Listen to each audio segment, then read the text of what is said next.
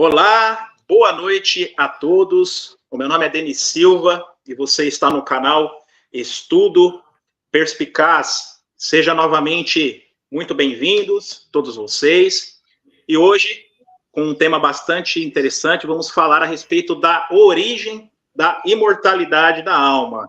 Será que essa doutrina ela é de fato bíblica? Ela foi ensinada desde os primórdios do cristianismo? É alguma das perguntas que vai ser respondidas nesta live. Tenho aqui o prazer de estar conosco aqui no nosso canal, o Lucas Banzoli, o historiador Lucas Banzoli. É um prazer, Lucas, estar contigo. Muito obrigado por você ter aceito aqui o meu convite. Sinta-se à vontade, viu? E pode se apresentar aí para o pessoal aí. Fica à vontade. Sim, o prazer é todo meu, é um grande prazer estar aqui com todos vocês aqui, com o chat aqui, com o Denis. E, bom, o meu nome é Lucas Banzoli, eu tenho um canal com o meu nome mesmo, Lucas Banzoli, joga lá no YouTube, eu tenho postado vídeos todos os dias, então tem sempre conteúdo novo aí. Eu escrevi um livro chamado A Lenda da Imortalidade da Alma, eu vou ver, inclusive, se dá para compartilhar a tela, peraí, para mostrar no meu site, que está carregando aqui, tá, vou... Você pode colocar na tela, por favor, que eu coloquei ali, só para mostrar como é que eles podem baixar o livro. A tela? Ali embaixo. Isso, tá, ali embaixo tem a opção para colocar no estúdio a tela do compartilhamento. Ah, tá. Peraí. Tenta clicar ali. Cadê aqui? Você está pelo computador ou pelo... Ah, você está pelo celular? Eu estou pelo celular. Ah, Vê se então... essa dá. É o layout, né? É o que eu estou tentando compartilhar a tela. Aí você teria que colocar, só que eu não sei como é que faz pelo celular, porque eu só uso o computador mesmo. Ah, entendi. É que nem eu falei para ti, né? Marinheiro de primeira viagem aqui. Não, mas tudo bem, não tem problema, não tem problema. Então vai ser compartilhamento mesmo, mas tá lá. lucasbanzoli.com, e aí você lá em cima vai estar a aba de livros e vai ter um livro ali chamado A Lenda da Imortalidade da Alma, que é um livro que eu escrevi há 2 anos atrás, que é um livro de 1.900 páginas sobre esse assunto, né? Então tudo é quase uma enciclopédia aí sobre o tema. E então, para resumir assim bastante, eu era imortalista, como todos os outros protestantes evangélicos praticamente são, e foi lei da Bíblia, principalmente por causa da doutrina da ressurreição. A gente pode tratar mais sobre isso, né, daqui a pouco, se for o caso, que eu percebi que não faz sentido acreditar que a alma já está no céu agora, né, esperando a ressurreição para depois sair do céu, se religar ao corpo e voltar lá para o céu como já estava antes, principalmente porque Paulo disse lá em 1 Coríntios 15, 22, e na verdade ao longo de todo o capítulo, que se os mortos não ressuscitam, então comamos e bebamos, porque amanhã morreremos. Então, por que Paulo diria? Eu fiquei pensando nisso naquela época, né? Isso era 2010 ainda, né? Faz tempo já que estou na apologética, né? Eu fiquei pensando, como é que pode Paulo dizer, né, que se os mortos não têm ressurreição, então é melhor comer e beber, ou seja, viver de uma forma hedonista, né?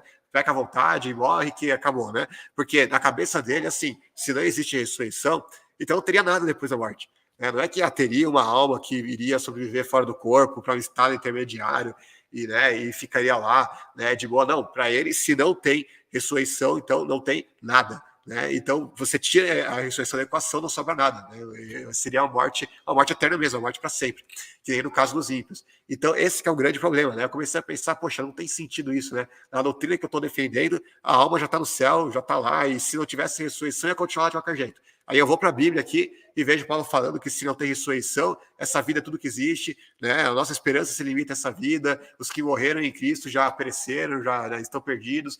Então, é uma questão que ficou muito complicada. Aí eu fui fazendo mais um estudo, né, mais aprofundado e tal, e aí eu vi que realmente, né, essa doutrina da verdade da alma não tem nenhuma base. Porque o que prende muita gente, que me prendia também no início, é que, assim, por mais que seja muito fácil entender a questão da ressurreição, como ela conflita de fato com a doutrina da imortalidade da alma, o que mais pega para muita gente é que sempre tem umas meia dúzia de versículos bíblicos lá, né, que algumas pessoas ainda usam para se apegar ao erro, né? Então, porque elas não conseguem entender esses versículos. Então, por exemplo, no meu caso específico, era um texto lá do lado da cruz, por exemplo, né? Eu lembro que era um dos textos que pegava.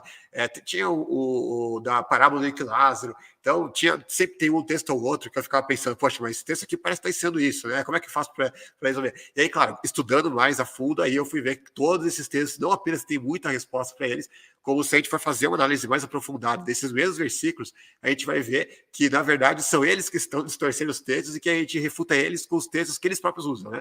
Enfim, talvez a gente possa falar mais um pouco sobre esses textos aqui. Mas eu acabei até me estendendo bastante sobre a questão da minha conversão ao aniquilacionismo, né? E falei um pouco sobre mim. Mas só voltando à questão, né, de quem sou eu fiz mestrado em teologia pela Faculdade Teológica Batista do Paraná.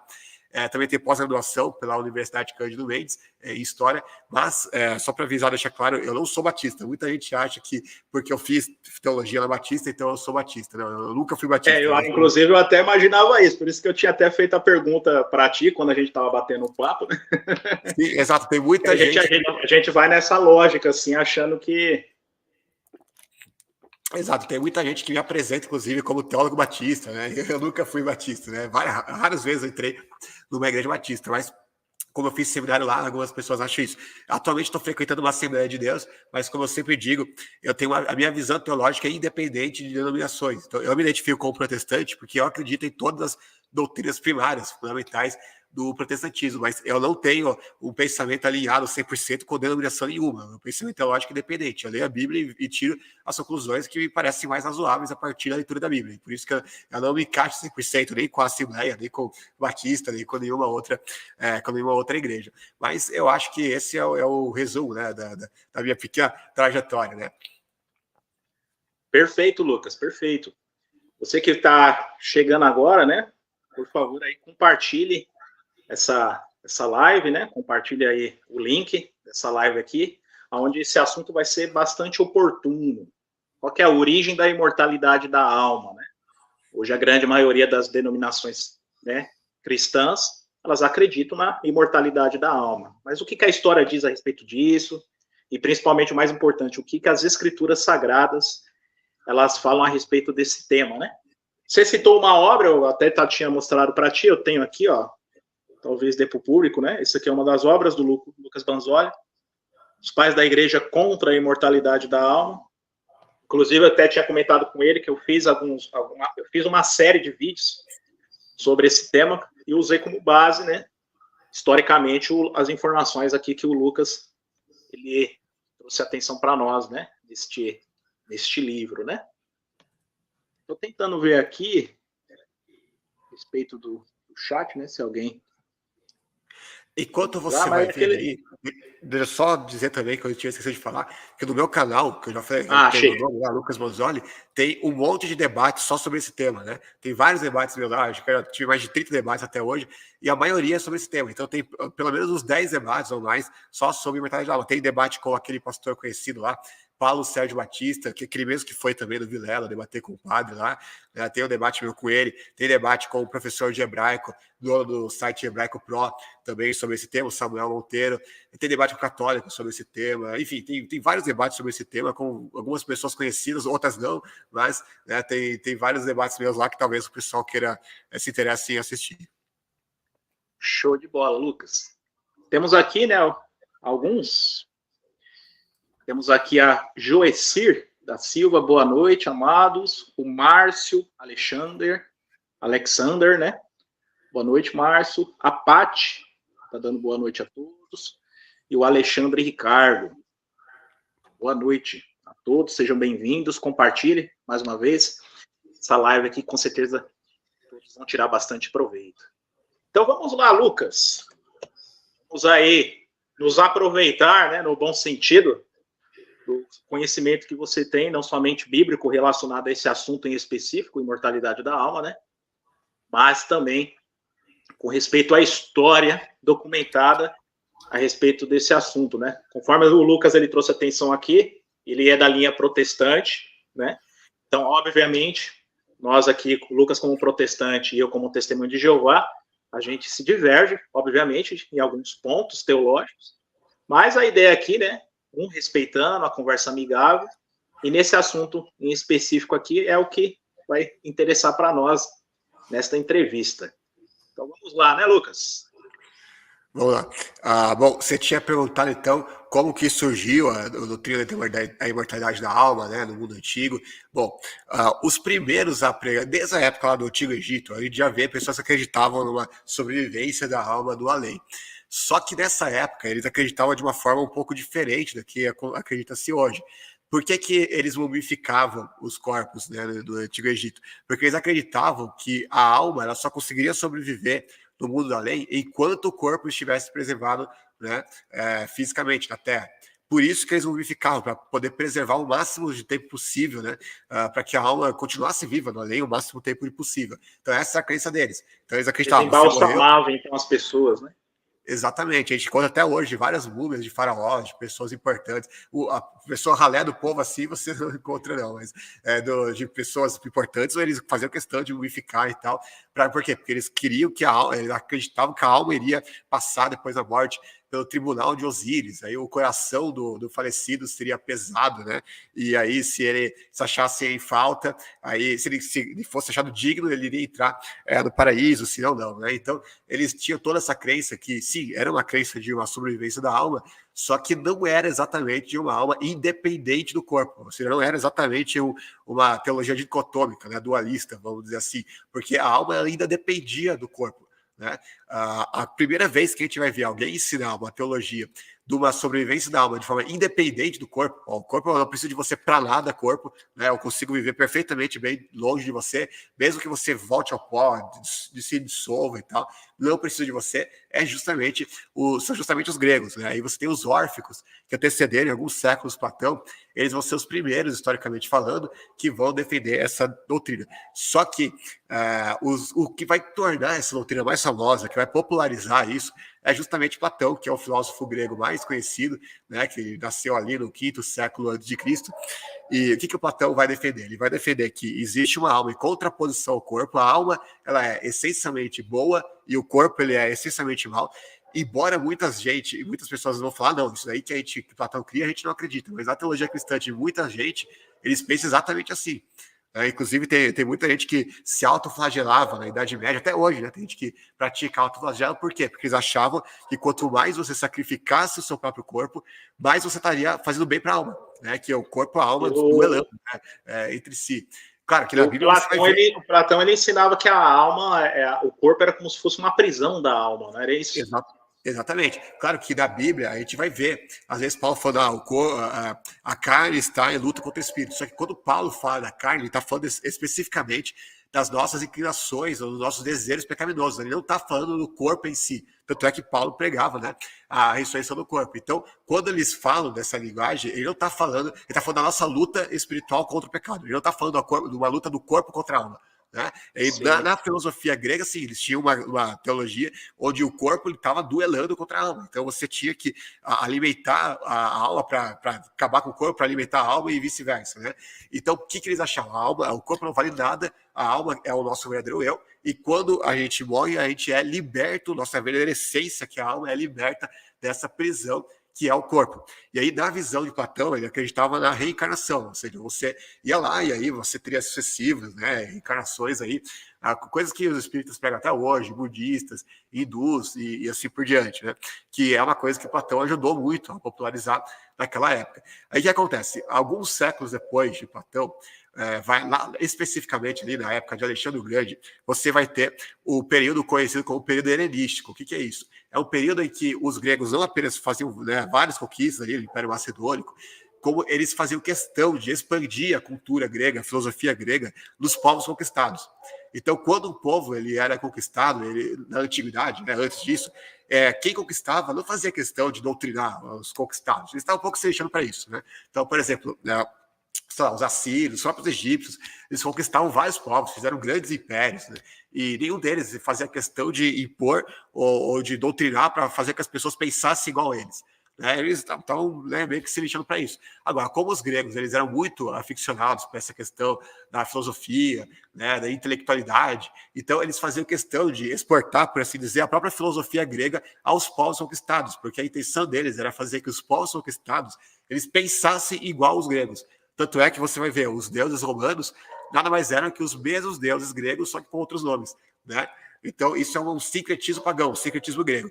E o que acontece? Nesse mesmo período, esse é o infortúnio da história, justamente esse, que foi exatamente o mesmo período que coincide com justamente o exílio, né, a diáspora dos judeus, que eles foram, primeiramente, eles foram levados em cativeiro na Síria, primeiro, né, no Reino do Norte, aí o Reino do Sul, ele é levado depois em cativeiro na Babilônia, alguns deles voltam 70 anos depois, mas muitos deles continuam na Babilônia e se espalham ao redor do mundo. E nessa época aí, justamente vai coincidir depois com o período helenístico, e aí eles vão ser doutrinados pelos gregos para aprenderem a pensar da mesma forma que os gregos. E qual que era o pensamento predominante entre os gregos? Justamente o pensamento platônico. Tanto é que nesse período aí, você vai ver, eu explico isso bastante no meu livro, dessa versão mais nova, da Lei da Metade da Alma, né? Porque eu esqueci de falar, mas tinha uma versão mais antiga de 400 páginas, muito antes, né? Aqui eu estou falando a versão mais recente. O que acontece? Sim, eu acho que inclusive que é esse que eu tenho, inclusive, que eu tinha até falado que está com a capa diferente, né? Exato. Tem uma que eu fiz em 2010 e revisei em 2012. Essa aqui é 330 páginas. 330 páginas, esse que eu tenho aqui. Só que esse daí não é dos pais da igreja contra a imortalidade da alma? É, os pais da igreja contra a imortalidade da alma. Sim, esse é outro livro, o que eu estou falando é o da alma, da lei da imortalidade da alma, só que na versão mais antiga. Né? Tinha uma versão mais antiga com umas 400 páginas só, e aí eu ampliei para ficar 1900. Na verdade, eu fiz uma nova versão totalmente diferente, né? Mas nessa nova versão eu explico isso que acontece. Esses judeus que foram dispersos na diáspora, eles acabaram abraçando o dualismo platônico, que era a filosofia predominante. Tanto é que Joséfo vai dizer que os fariseus, na época dele, eles acreditavam até mesmo em reencarnação, para você ter uma ideia. Por quê? Porque eles tinham abraçado essa doutrina platônica. Agora, fora da Judéia, agora dentro da Judéia, porque lembra que tem judeus que tinham voltado do cativeiro e se estabelecido em Jerusalém. Esses judeus, eles continuaram acreditando na mortalidade da alma. E a gente nota isso como? Pelos escritos apócrifos nesse período chamado de intertestamentário, que é o período entre Malaquias, que é o último livro do Antigo Testamento, e Mateus, que é o primeiro do Novo, a gente vai ver vários escritos que são de judaicos, que são de fora da Palestina, que vão falar claramente, abertamente, explicitamente em alma imortal, imortalidade da alma, espírito vivo da lei, etc. E, ao mesmo tempo, você vai ver vários escritos desse mesmo período dos judeus, mas dos judeus da Palestina, que são claramente anicacionistas, são claramente mortalistas. Então, a gente vê que existia essa diferença, né?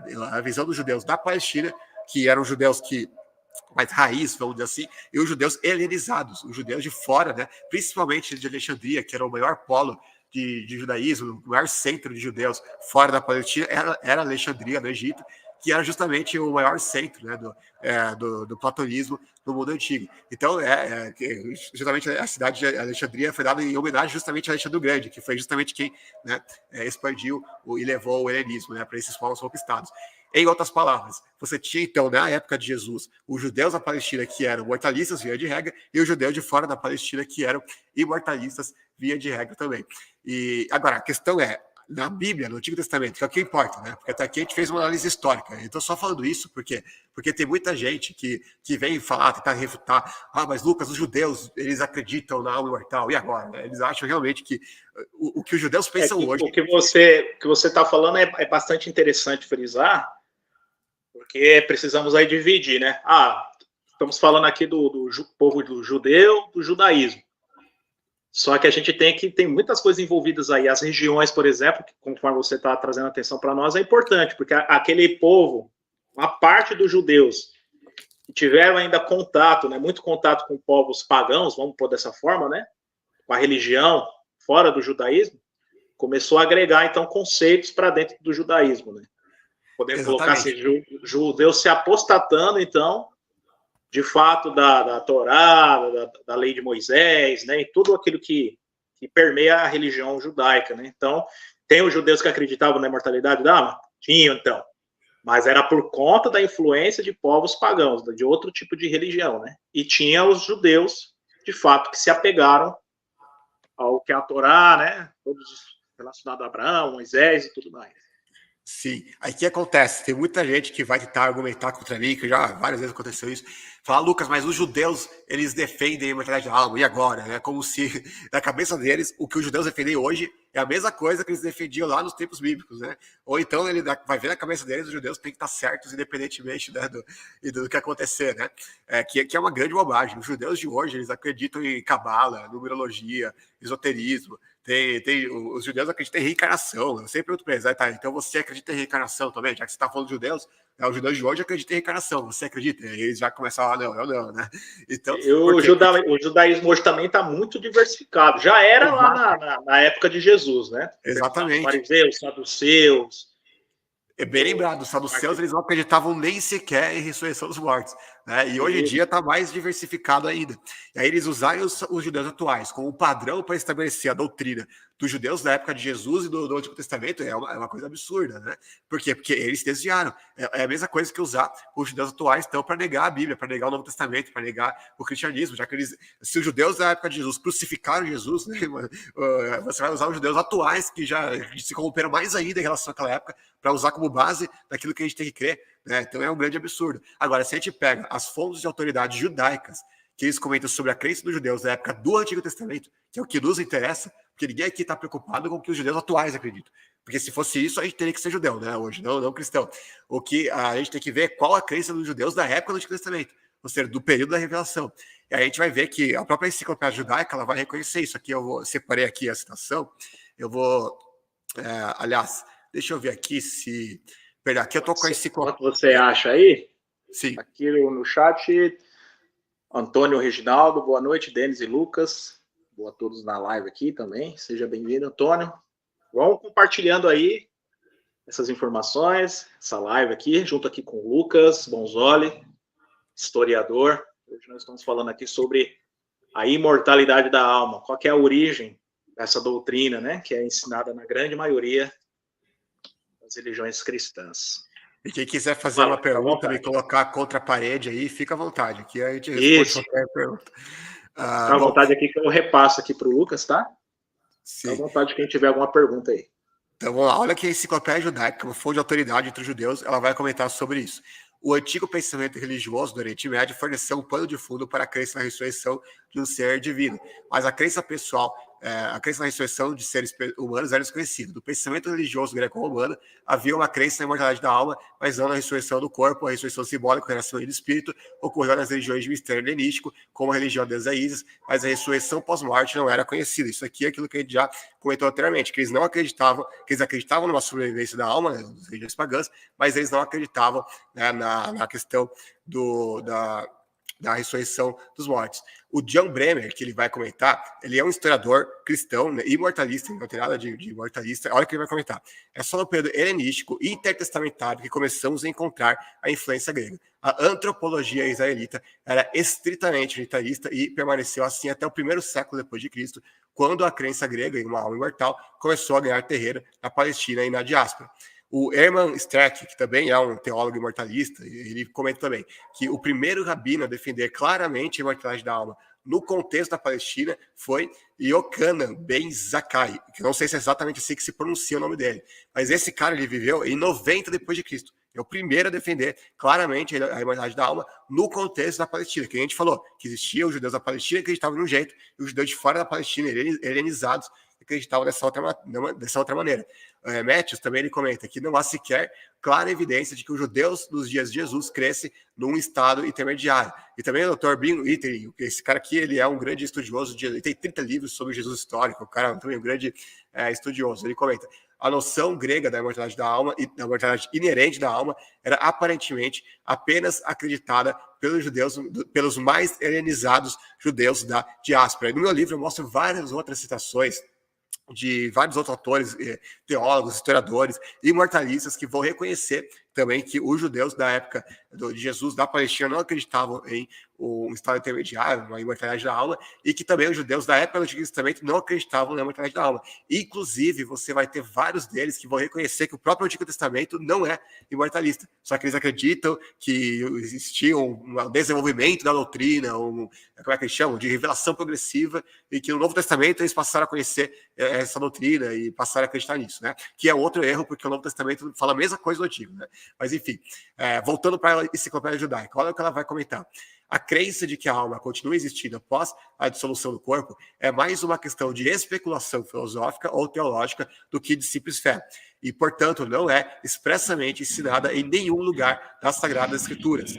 A crença na imortalidade da alma chegou aos judeus quando eles tiveram contato com o pensamento grego e principalmente através da filosofia de Platão, seu principal expoente, que chegou a esse entendimento por meio dos mistérios órficos e eleusianos, que na Babilônia e no Egito se encontravam estranhamente misturados. É exatamente aquilo que eu tinha acabado de afirmar. Primeiro, que no Antigo Testamento, na Escritura, não tem nada de imortalidade da alma. Segundo, que os judeus foram importar essa crença justamente de Platão, né, da filosofia grega, e que o próprio Platão ele vai importar essa crença dos órfãos. Né? Tudo aquilo que eu falei antes é justamente aquilo que a própria enciclopédia judaica tinha afirmado, né, como eu acabei de mostrar. Enfim, a gente poderia entrar em vários outros pontos aqui, né? Só que, para resumir tudo a questão, eu vou citar apenas alguns apócrifos judaicos desse período intertestamentário, para vocês verem, né, como que mesmo eles os da Palestina, eles não vão defender a noção de uma sobrevivência da alma após a morte. Depois a gente entra no próprio... Que, assim, é muito fácil provar no Antigo Testamento que eles não acreditavam em imortalidade da alma, né? Isso aí é brincadeira de criança. Agora, mesmo nos apócrifos judaicos, nesse período intertestamentário, se encontra muitos apócrifos judaicos que não eram imortalistas também. Né? Então, por exemplo, Eclesiástico 17:25, que é um livro que está no cano católico, inclusive. Quem louvará o Senhor na habitação dos mortos, em lugar dos vivos e daqueles que lhes rendem suas homenagens? Aí vai falar, Eclesiástico 17:26-27, não te detenhas nos erros dos ímpios, louva a Deus antes da morte. Após a morte, nada mais há. O louvor terminou. Glorifica a Deus enquanto vive, glorifica enquanto tiveres vida e saúde, louva a Deus e glorificam em suas misericórdias. Baruque vai dizer, abri os vossos olhos e voltai-vos sobre vós. Não são os mortos das moradas subterrâneas, falando do Sheol, cujo sopro se lhes desprendeu das entranhas, que rendem glória ao Senhor e louvam sua justiça. E sim a alma viva, por mais cheia que esteja de tristeza, estes vos rendem glória e louvam a vossa justiça, ó Senhor. Também, segundo Baruque 32:5, vai falar, todos que adormeceram na esperança dele ressuscitarão, todos os justos serão reunidos no instante, os ímpios lamentarão, pois o tempo do seu tormento é chegado, que significa que não estavam em tormento ainda. Segundo Baruque também, 52:2-3, que as lamentações serão reservadas para o início do tormento vindouro, mais uma vez, colocando o tormento como algo futuro. Né? E aí, Macabeus também vai falar a mesma coisa, enfim, aqui eu não vou nem entrar... Essas fontes é interessante você citar, porque embora esses livros eles não sejam inspirados, né? Por isso que até então não entrou no canal dos judeus, mas ele nos ajuda em base histórica a entender qual que era a visão das pessoas naquela época relacionada a esse assunto, né? Sim. Isso que é interessante. Exatamente, porque alguém pode tirar...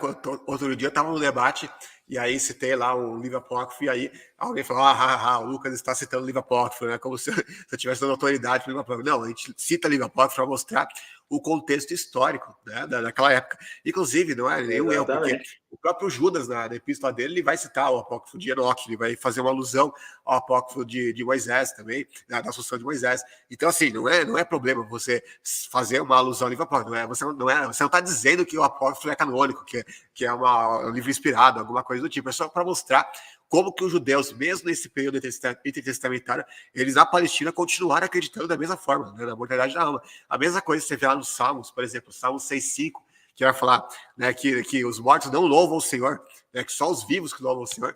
Vai ser a mesma coisa que a gente vai ver nesses livros apócrifos aqui desse período. Diferente do que a gente encontra nos livros de fora da Palestina. Por exemplo, Sabedoria de Salomão, que acredita-se ter sido escrito por um judeu alexandrino por volta de 50 a.C., será muito próximo ali da época de Jesus, vai dizer que as almas não estão mais, estão livres de qualquer tormento e estão nas mãos de Deus. Ele vai usar várias linguagens no livro que vão ser claramente de imortalidade da alma. Justamente por quê? Porque fora da Palestina eles já tinham essa crença. Então você nota claramente contraste entre a literatura judaica da Palestina e a literatura judaica de fora da Palestina. E aí, quando você chega no cristianismo, você nota a mesma coisa no começo, porque os cristãos, os discípulos de Jesus, como o próprio Jesus, eles eram da Palestina. Então eles foram doutrinados na mortalidade da alma. A mesma coisa que o Antigo Testamento, porque a autoridade deles era justamente o Antigo Testamento. E o próprio Jesus nunca contrariou o Antigo Testamento. Então eles acreditavam dessa forma. E os primeiros cristãos eram dali também acreditavam dessa forma. Mas com o passar do tempo, com o passar dos séculos, aí você vai vendo o cristianismo se espalhar, vai para todas as nações, né? Que Jesus disse. É nesse ponto que a gente vai. Digamos assim, é o clímax aqui da nossa conversa, né? Sim. Visto que nós somos cristãos. Aí o Alexandre Ricardo está perguntando aqui, ó, a pergunta só pode ser sobre o assunto de hoje, ou seja, sobre a imortalidade da alma, né? Manda aí o que você tem em mente aí no chat, a gente vê aqui se dá para encaixar aqui, eu falo para o Lucas aqui, se tem como ele responder ou não, mas faz sua pergunta aí, de qualquer forma pode fazer sua pergunta, a gente passa para o Lucas aqui, ver se ele responde para nós. Temos o Jean, boa noite, Jean, boa noite para você, Jean, obrigado, hein? Compartilha aí, galera, a live aí. Mas, vamos lá, eu estava falando do cristianismo, né? Como que chegou, a gente viu que, Porque é interessante, né? Pegando um fio da meada que você trouxe atenção historicamente falando, os judeus primitivos que não tiveram contato com nações pagãs, então eles não absorveram esse ensinamento pagão da imortalidade da alma, né? Consequentemente, os cristãos, o cristianismo é oriundo do judaísmo, raiz, né, conforme a gente pode dizer dessa forma, eles também são mortalistas, aniquilacionistas. Então, a partir de quando essa doutrina pagã ela começou a ser enxertada dentro do cristianismo? Sim. Então, a gente estava falando da questão primeiro do judaísmo, né? Por que a imortalidade da alma, quando e como, de que forma que chegou do judaísmo? Porque é importante, porque o cristianismo não nasce do nada, ele nasce sob o contexto, que é justamente o contexto judaico, o contexto daquela época. Então, é sempre importante fazer esse panorama, né, desse fundo histórico, né, cultural e tudo mais. Agora, no cristianismo, como é que o cristianismo vai adotar a imortalidade da alma? A gente viu que ele nasce na Palestina, ele segue o Antigo Testamento, o Novo Testamento é 100% mortalista, aniquilacionista, só que, com o passar do tempo, Jesus falou, né? Ir pelo mundo pregar o evangelho a toda criatura. Então, o evangelho foi se expandindo até chegar justamente nos gregos. E aí, o que acontece? Alguns filósofos gregos, eles se convertem ao cristianismo porque eles acham bonita a mensagem sobre Jesus e tudo mais. Então, eles se convertem. Só que eles não abandonaram 100% a filosofia deles. Na verdade, o que eles quiseram fazer é alguma coisa que muitos cristãos fazem até hoje, né?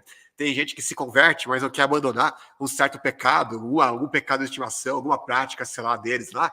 E aí eles falam, não, eu sou cristão, mas eu também faço tal coisa ali, né? Da mesma forma, acontecia naquela época. Eles se convertiam, mas eles queriam manter algumas doutrinas deles, algumas questões que eles consideravam muito importantes para eles, né? Que eles consideravam que só dava para ser intelectual se você concordasse com os gregos. Quando Paulo ele vai falar no Novo Testamento que a sabedoria de Deus é loucura para os gregos, né? Quando todos aqueles textos bíblicos que falam que a mensagem da cruz é loucura, etc., ele está falando justamente da perspectiva dos gregos. Se a gente for lá, inclusive, para Atos, acho que Atos 17, deixa eu confirmar lá, se eu não estou errando o capítulo, mas é Atos 17 que Paulo vai pregar para os gregos no Areópago, justamente Atos 17. E o que acontece? Olha o que vai acontecer. Esse daqui foi o maior fracasso missionário da carreira de Paulo. Você vê em Atos, todo lugar para onde Paulo vai, ele faz milagre, ele converte um monte de gente, funda igrejas, sofre perseguição pra caramba também, mas ele consegue muito sucesso. O único lugar onde o Lucas vai falar que Paulo fracassou, vamos dizer assim, na sua pregação, no seu evangelismo, que bem pouca gente se converteu, foi justamente em Atenas, que é o centro maior justamente do platonismo, da verdade da alma, essas coisas todas. Por quê? Olha o que acontece, quando ele vai falar o seguinte: pois estabeleceu um dia em que há de julgar o mundo com justiça por meio do homem que designou, e deu prova disso a todos, ressuscitando entre os mortos. E olha o que vai dizer o verso 32, verso seguinte: quando ouviram sobre a ressurreição dos mortos, alguns deles zombaram e outros disseram, a esse respeito, nós o ouviremos outra vez. Com isso, Paulo retirou-se do meio deles. Ou seja, né, ele foi largamente abandonado, zombado, escarnecido por causa da ressurreição. Por quê? Porque a ressurreição para os gregos é uma loucura, né? Por isso que Paulo falou que o evangelho é uma loucura, né? Porque você está pregando que alguém vai ressuscitar dos mortos, sendo que essa pessoa, para os gregos, já estava no céu. Sendo que o corpo era mal para eles, a alma que é boa, aí depois que a alma finalmente se liberta da prisão do corpo, alcançou lá o mundo dos espíritos, lá, o mundo do Platão, o além, e agora que realmente está pronta para reencarnar, Não, agora você vai ter que, né, ser ressuscitado, voltar a um corpo físico para você passar a eternidade em um corpo físico novamente. Depois que você já foi liberto da prisão do corpo. É o que soava loucura para eles, né? E de fato, se você for pensar racionalmente, é loucura mesmo. Você pensa, cara, o fulano de tal já está no céu como alma, né? Já está lá voando entre as nuvens, já atravessa paredes, não tem limitação nenhuma, nada, né, daquilo que o corpo tem de limitação, e aí você vai mandar ele voltar para o corpo para ter limitação de novo, né? Não parece fazer muito sentido. Então, por isso mesmo que eles zombavam de Paulo. Então, o que acontecia? Para o cristianismo conseguir fazer sucesso para os gregos, diferente do que aconteceu na época dos próprios apóstolos, né, na época de Paulo, eles precisaram modificar um pouco o cristianismo, ou seja, ó, vamos fazer uma concessão aqui. Beleza, eu me converto para o cristianismo, mas para isso, então eu vou manter aqui essa crença aqui numa alma imortal, tá certo? Aí eu posso acrescentar também a da ressurreição, beleza, mas eu vou continuar acreditando nisso, porque para eles, você só podia ser intelectual se você concordasse com os gregos nisso, que é o mais importante para eles, o mais caro para eles. Então aí começou, acho que virar uma espécie de service, né?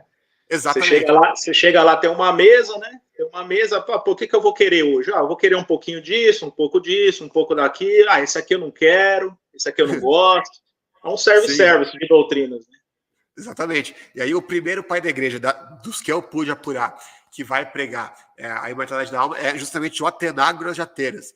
Que esse o próprio nome já diz tudo, né? Atenágoras de Atenas, né? Que é o lugar onde ele vivia, morava e onde ele pregou, que é justamente o filósofo platônico grego convertido ao cristianismo. E aí na obra dele é muito curioso, que você vai na obra dos primeiros pais da igreja, Policarpo, Inácio de Antioquia, da Didaquê, você vai em Clemente de Roma, você vai em Papias, você vai até mesmo em vários outros pais da igreja, você não vai encontrar nada de algo imortal. Pelo contrário, você vai ver numerosas descrições bem parecidas com o Novo Testamento, com o Antigo Testamento, que levam a crer na mortalidade da alma. Só que aí você vai... Tassiano, Ciro, inclusive, e Teófilo de Antioquia vão falar explicitamente na mortalidade da alma. Eu, inclusive, passo citações no livro lá que você leu, que você tem aí, irmãos, né?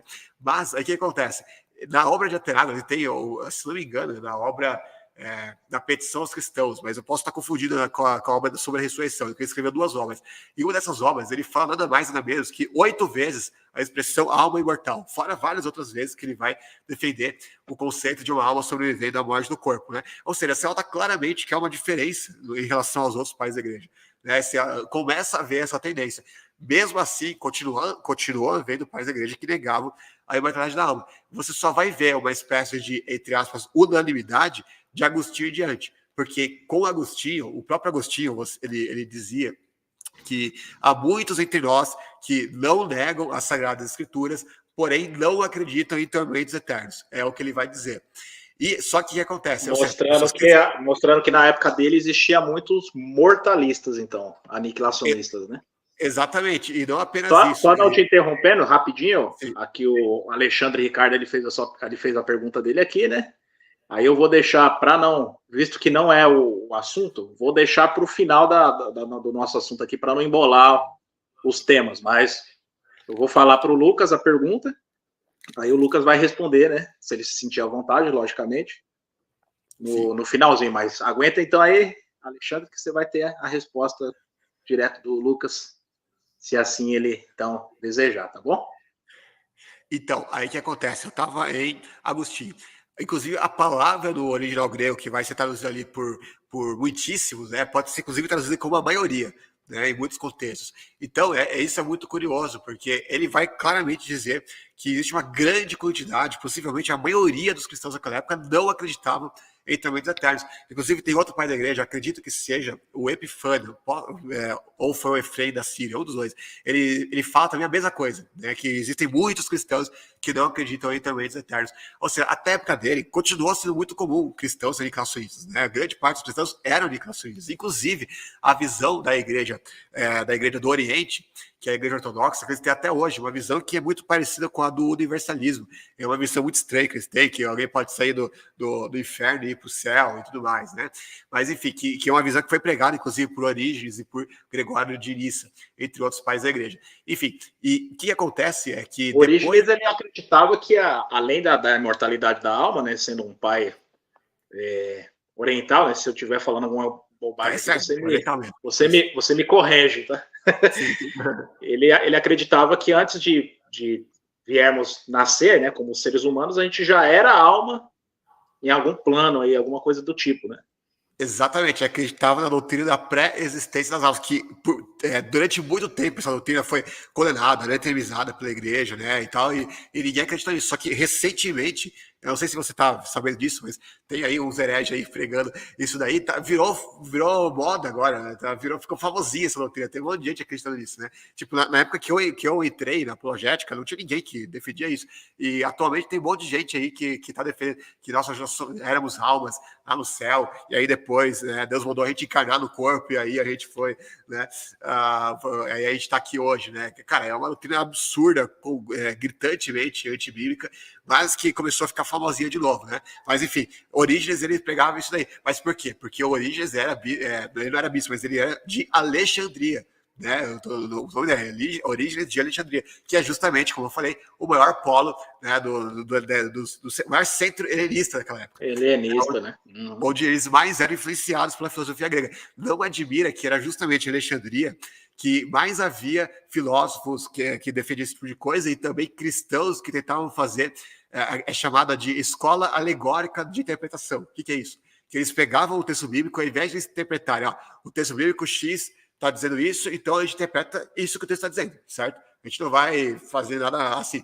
Agora, essa escola alegórica das escrituras, que nasceu em Alexandria, e foi uma característica principalmente por causa de Orígenes, que eles faziam? Eles pegavam um texto que dizia tal coisa, eles faziam tudo que é tipo de malabarismo, assim, para dizer outra coisa que não tinha nada a ver. Eles espiritualizavam tudo, nada para eles era literal. Tudo era figurado e o significado dessa simbologia era o que dava na cabeça deles, basicamente. Então, até a dimensão da Arca de Noé, Orígenes ia lá e fazia os cálculos. Tá vendo aqui? Disse que tinha não sei quantos côncavos porque significava tal coisa. Aquelas loucuras, assim, né? E tirava da cabeça dele, né? Então, é aquela coisa. Para cada teólogo alegórico, cada um deles tinha uma alegoria completamente diferente, todos eles pregavam doutrinas completamente diferentes uns dos outros. Diferente, por exemplo, da escola de Antioquia. Você vê, os pais da igreja de Antioquia, eles eram mais literais, por isso que eles não defendiam, inclusive, a doutrina da mortalidade da alma, eles eram mais ortodoxos, por assim dizer, né? Essa heresia ela vai nascer principalmente ali em Alexandria. Mas, enfim, aí depois, a gente estava em Agostinho, né? Depois de Agostinho, cada vez mais vai se tornar cada vez mais raro cristãos aniquilacionistas, até o ponto de praticamente desaparecer, ainda que o Jacques Le Goff, ele é o maior medievalista que já existiu, ele escreveu no século passado que mesmo em plena Idade Média ainda tinha aniquilacionistas no mundo católico, né, na Europa. Mas isso começou a se tornar muito raro. Por quê? Porque eles começaram a seguir a doutrina agostiniana, que Agostinho virou o pai da igreja mais famoso, mais célebre, né? Até hoje ele é, né? O mais célebre, mais reconhecido, e ainda mais depois de Tomás de Aquino, e aí acabou, né? Aí virou quase crime, né? Quase crime de Estado. Tertuliano também contribuiu muito, né, para a imortalidade da alma, né? Exato, Tertuliano foi muito mais para a questão do tormento eterno. O primeiro que eu falei da questão do Atenágoras, mas em Atenágoras você não vê nada de tormento eterno, embora ele use o termo alma imortal. Mas o primeiro que vai falar de tormento eterno, propriamente dito, é o próprio Tertuliano. Tertuliano também tem uma história assim muito obscura, né? Primeiro ele era cristão, só que depois ele sempre foi muito radical, muito radical. Tipo, o cara ali fiscalizava até o tamanho do véu que as mulheres tinham que usar, porque se fosse tipo 1 centímetro menor, ele já, né, ficava pé da vida com elas, né? Ele falava assim que as mulheres tinham que passar o batom do silêncio na boca para calar a boca. É isso que ele defendia, né? Então ele sempre machista. Exato, né? Imagina ele nos dias de hoje, né? Seria cancelado facilmente. Mas enfim, e o que acontecia? Como ele sempre foi muito radical, a igreja cristã não era tão radical como ele gostaria que fosse. Então primeiro ele aderiu ao movimento chamado como é que mesmo? Não era maniqueísmo. Montanista. Montanista, isso, exato, tava fora da língua. Que esses montanistas, eles seguiam um cara chamado Montano, que aí existem algumas discussões a esse respeito, né? Por quê? Porque nenhum escrito do Montano sobreviveu até os dias de hoje, porque eles costumavam queimar as obras dos hereges. Então, a gente não sabe exatamente o que o próprio Montano pregava, mas alguns dizem que ele se dizia até o próprio Espírito Santo, né? O fato é que ele era encarnação do Paracletos, né? Exato, né? Então, o fato é que ele marcava data para a volta de Jesus, essas coisas, né? Então, o fato é que ele era muito mais severo, tinham usos e costumes muito mais rígidos, né, do que a igreja cristã daquela época. Só que depois o próprio Tertuliano começou a achar o montanismo light demais e ele abriu uma igreja dele mesmo, né, o chamado tertulianismo, que nem sobreviveu depois da morte dele, e ele morreu ali, né? Muitos dizem que ele morreu como herege, né? Então, para você ter uma ideia. Então, ele é um cara muito radical e provavelmente por causa desse radicalismo dele, ele foi o primeiro, né, a pregar, né, que os hereges iriam ser torturados por toda a eternidade e assim por diante, né? É o primeiro que a gente vê ensinando esse tipo de doutrina. Que mais? Aí, mas como eu falei, então depois disso, na Idade Média, a gente vai ver cada vez menos gente ensinando a doutrina nicacionista. Com a Reforma Protestante, aí eu já estou talvez até indo mais, né, do que você perguntou, né? Só para fechar aqui na Reforma Protestante, o próprio Lutero, ele vai defender uma doutrina chamada psicopaniquismo, que é uma doutrina do sono literal da alma, que psique, né? A alma vem de psique no grego, né? Aí daí que vem essa doutrina, né, do psicopaniquismo, que é justamente eles acreditarem que a alma dorme. Ele criou um trava-língua aí. Exatamente. É só para acabar com a gente. Psicopaniquismo, né? Cara, é muito complicado participar. Mas o que acontece? O que é essa doutrina e o que esses caras ensinam? Que não é o que eu penso particularmente, não é também o que as testemunhas de Jeová acreditam, nem o que os adventistas pensam, mas naquela época havia muitos anabatistas que eles acreditavam dessa forma e eles acreditavam que a alma literalmente dormia após a morte. E aí Lutero, ele acreditava dessa forma também. Só que tem vários escritos de Lutero, ele vai anatemizar a doutrina da imortalidade da alma, vai falar que a imortalidade da alma está no conjunto de decretos do monte, deixa eu tentar ver se eu me lembro exatamente da expressão que ele fala, né, da monstruosidade dos decretos papais, né, que vai incluir aí, do monte de estrumes dos decretos papais, que o Lutero também era bem assim, né, ele é bem ácido nas palavras também, né, e aí ele vai colocar a imortalidade da alma nesse conjunto, né, de doutrinas que ele considerava como estrumes papais, né? E por quê? Porque tem várias outras cartas onde ele vai falar: os mortos dormem e nada sentem absolutamente. Ele vai falar isso exatamente comentando, né, no livro dele, do comentário ao Eclesiastes, justamente na parte que ele comenta Eclesiastes 9, 5 e 6. Então ele vai defender exatamente essa ideia. Só que talvez cedendo à pressão do seu tempo, que o próprio Calvino ele era um forte entusiasta, né, da imortalidade da alma. Você tem também, inclusive, um tratado que Calvino fez contra os aniquilacionistas do seu tempo. E aí o que acontece? O próprio Lutero, ele abria uma exceção, né, ele falava, por exemplo, ele tem alguns textos que não sabia interpretar, então que a gente pode até analisar aqui nessa live, né, se for o caso, que, por exemplo, as almas debaixo do altar, lá de Apocalipse 6, 9. Aí ele falava, os mortos estão dormindo, mas em algumas circunstâncias Deus pode despertar eles temporariamente, e aí eles sentem e veem e conseguem falar. É tipo que nem alguém que está dormindo à noite, e aí você pode. A pessoa está dormindo. Teoricamente, se ninguém despertar ela vai dormir até amanhã, quando ela vai despertar. E se despertar, seria o despertar da ressurreição. Só que na cabeça dele, Deus podia despertar alguém, né? Que nem alguém que está meio que sonâmbulo, entre aspas, né? Alguém que desperta, alguém que eu posso ir lá à noite e acordar o meu irmão, e aí ele desperta, ele vai ter uma noção do tempo e tudo mais, e depois volta a dormir, né? Então é isso que ele acreditava, né? Em relação ao estado dos mortos. Mas por quê? Por causa da pressão do seu tempo e também por não saber interpretar um ou outro versículo em particular. Mas o próprio Lutero, ele era muito mais esclarecido do que os imortalistas de hoje. Inclusive, tem muito imortalista que acusa a gente de ser herege, né? Porque vocês são heterodoxos, vocês são hereges, porque ensinam isso. Sendo que o próprio Lutero, que é o pai da Reforma Protestante, ele acreditava que nem a gente, muito mais que nem a gente do que nem eles, né? Embora ele fizesse essa concessão que eu falei aqui em casos excepcionais. Se pegarmos o protestantismo, né, a origem mesmo, e não somente nessa questão, mas em muitas outras doutrinas, se distanciam muito hoje do protestantismo atual, né? Não é nem na questão da imortalidade da alma, né? Mas aqui dá para ter uma visão histórica, né? Que Martinho Lutero talvez acreditava, né? Relacionado ao aniquilacionismo, mortalismo, né? Inclusive, se você for ver a Confissão de Fé de Augsburgo, que é a confissão mais famosa e mais importante na época da Reforma, não tem nada de imortalidade da alma ali, nada de tormento, nada de estado intermediário, nada, né? Porque é uma confissão que, embora não fosse o próprio Lutero que fez, foi o Melanchthon que fez, era o parceiro dele, mas teve o aval, teve a sanção de Lutero, e mostra que ele não estava nem um pouco preocupado com essa doutrina, né? Não era o foco dele. Mas tempos mais tarde aí foram ter protestantes, principalmente os de linha calvinista, porque Calvino ele era, né, um forte ferrenho defensor dessa ideia, e aí sim, aí eles vão colocar sempre a imortalidade da alma nos credos deles. Tanto é que até hoje você vai ver a confissão de fé da maioria das igrejas protestantes vai ter a imortalidade da alma ali, né? Tem algumas exceções, a anglicana não tem, a metodista também não tem, mas a maioria vai ter, infelizmente, a doutrina da imortalidade da alma ali. Mas, enfim, esse é o panorama histórico mais geral que a gente pode fazer sobre isso. Legal, Lucas. Muito bem. Quero agradecer a todos que estão acompanhando essa live até o presente momento. Mais uma vez, compartilhem aí o link com outros, né? Relembrando aqui, o Lucas Banzoli, historiador, ele não é testemunha de Jeová, para deixar bem claro, e nem adventista, tá? Embora ele defenda aqui o mortalismo, né? E também o aniquilacionismo, conforme ele trouxe mesmo atenção por intermédio do estudo da Bíblia. Então ele defende que de fato isso é um estudo, uma doutrina bíblica, né? Aqui temos o Henrique, pode deixar, Henrique, que em breve eu vou fazer a pergunta que você está sugerindo aqui, tá bom? E também lá do Alexandre também, não vou esquecer. O mensageiro, na verdade, eu acho que os textos que ele trouxe atenção, até acho que veio a calhar para a próxima pergunta, né?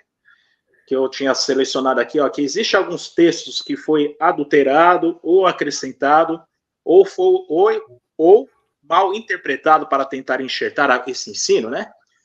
Aí o mensageiro aqui, vou usar até os próprios textos, né, que ele está trazendo atenção aqui, vou abordar para o Lucas, tá bom, Lucas? Sim. O mensageiro, ele fala aqui, por exemplo, ele cita Mateus, capítulo 17, versículo 3, né, fala que eis que lhe apareceram Moisés e Elias, falando com ele, né, no caso, Jesus, né, espírito materializado, ele coloca aqui entre aspas, né, colchetes, e depois 1 Samuel 28:15, né, de Samuel, né, em sua forma ectoplasma, a Saul, por que me inquietastes fazendo-me subir? Então são dois textos aí que talvez as pessoas usem para dizer que a alma é imortal. Ectoplasma. Essa foi boa, essa foi pancada. Ectoplasma. E aí, o que a gente pode dizer de Mateus? Fala daquela visão, né, que os três apóstolos tiveram ali, né, de Jesus, Elias e Moisés, né? Então, existem várias formas de entender a questão lá do Monte de Transfiguração.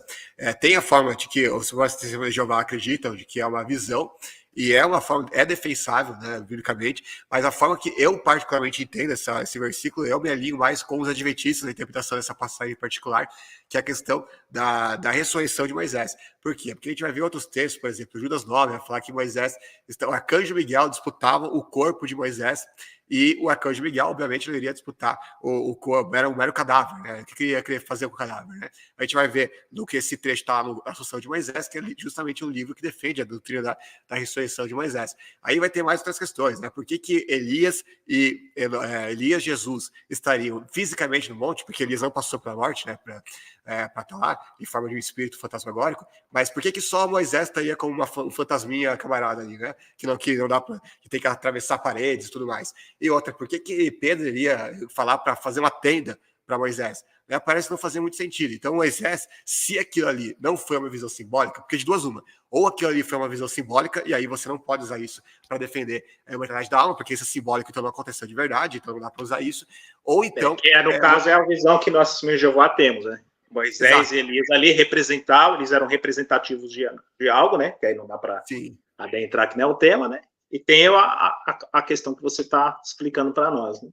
Então, ou aquilo ali foi uma visão simbólica, nesse caso eles não podem usar esse versículo, ou então, se aquilo ali foi uma coisa literal e não simbólica, então Moisés tinha que estar ali fisicamente, assim como os discípulos, assim como Jesus, assim como Elias. E então ele teria que ter passado por uma ressurreição. De um jeito ou de outro, você não tem nada de alma imortal ali, de ectoplasma, aquelas coisas lá que eles estão inventando aí, né? Agora, sobre a questão de Samuel, ele citou também o texto de Samuel, né? Bom, vamos lá, em primeiro lugar, pela própria linguagem que ele usou ali, fica parecendo que ele é espírito, né? Porque eu nunca vi um imortalista falar de ectoplasma, né? Eu acho que o amigo aí ele deve se aliar a alguma linha espírita. Samuel 28:15. Sim. Aí o que acontece? A gente vai para Deuteronômio, olha o que o texto vai dizer. Não permitam que se ache alguém entre vocês que queime em sacrifício seu filho ou sua filha, que pratique adivinhação ou dedique-se à magia, que faça presságios ou pratique feitiçaria ou faça encantamentos, que seja médium ou espírita ou que consulte os mortos. O Senhor tem repugnância por quem pratica essas coisas, e é por causa dessas abominações que o Senhor, o seu Deus, vai expulsar aquelas ações da presença de vocês. Veja como Deus trata aqui. Né? Ele não fala que aquele que é médium, espírita, ou consulta os mortos, ele tá de boa, tá? Pode ser, desde que seja Samuel, tá ótimo, fica à vontade, vai em frente, né? Eu te encorajo a isso. Não, ele fala que isso é uma abominação, que o Senhor tem repugnância, e é que é justamente por isso que o Senhor desfez, né, as nações que estavam ali em Canaã antes dos israelitas tomarem a terra. Então, como é que Deus poderia ter proporcionado ou propiciado uma sessão espírita de necromantismo para consultar um morto, no caso Samuel, sendo que o próprio Senhor Deus tinha proibido isso terminantemente, da forma mais categórica possível na Escritura Sagrada? Inclusive, grande parte dos imortalistas eles não acreditam que aqui seja Samuel que apareceu em pessoa. Se você vê muitos dos maiores críticos do imortalismo, dos apologistas imortalistas da nossa época, eles vão defender que foi um demônio. Você entra lá no site, não sei se você conhece, o site do CACP, do João Flávio Martinez, eles vão dizer que aquilo ali foi um demônio. Mesmo sim, ele é amigão meu. amigão, né? Amigão meu. Deve ser. Então, eles vão defender que é um demônio. Inclusive, se você for ver na história da tradição judaica, tem vários judeus que defenderam que é um demônio. Na história cristã, tem até mesmo o Tertuliano, que a gente acabou de falar que foi o primeiro que pregou a doutrina do tamanho eterno e tudo mais, até ele disse que era um demônio, para você ter uma ideia, né? Mas nós, de Jeová, também acreditamos que ali foi um demônio se fingindo, né, que era um profeta.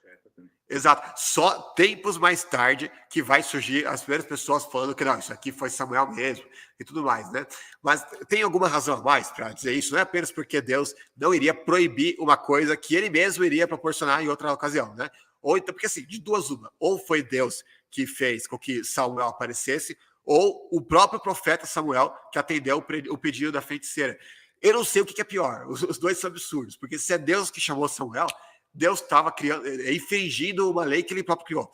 Deus falou, não é para consultar os mortos, que isso daí é abominação, né? Jamais, não posso nem passar, é repugnante e tudo mais. E em outro momento, o próprio Deus estava proporcionando isso. Né?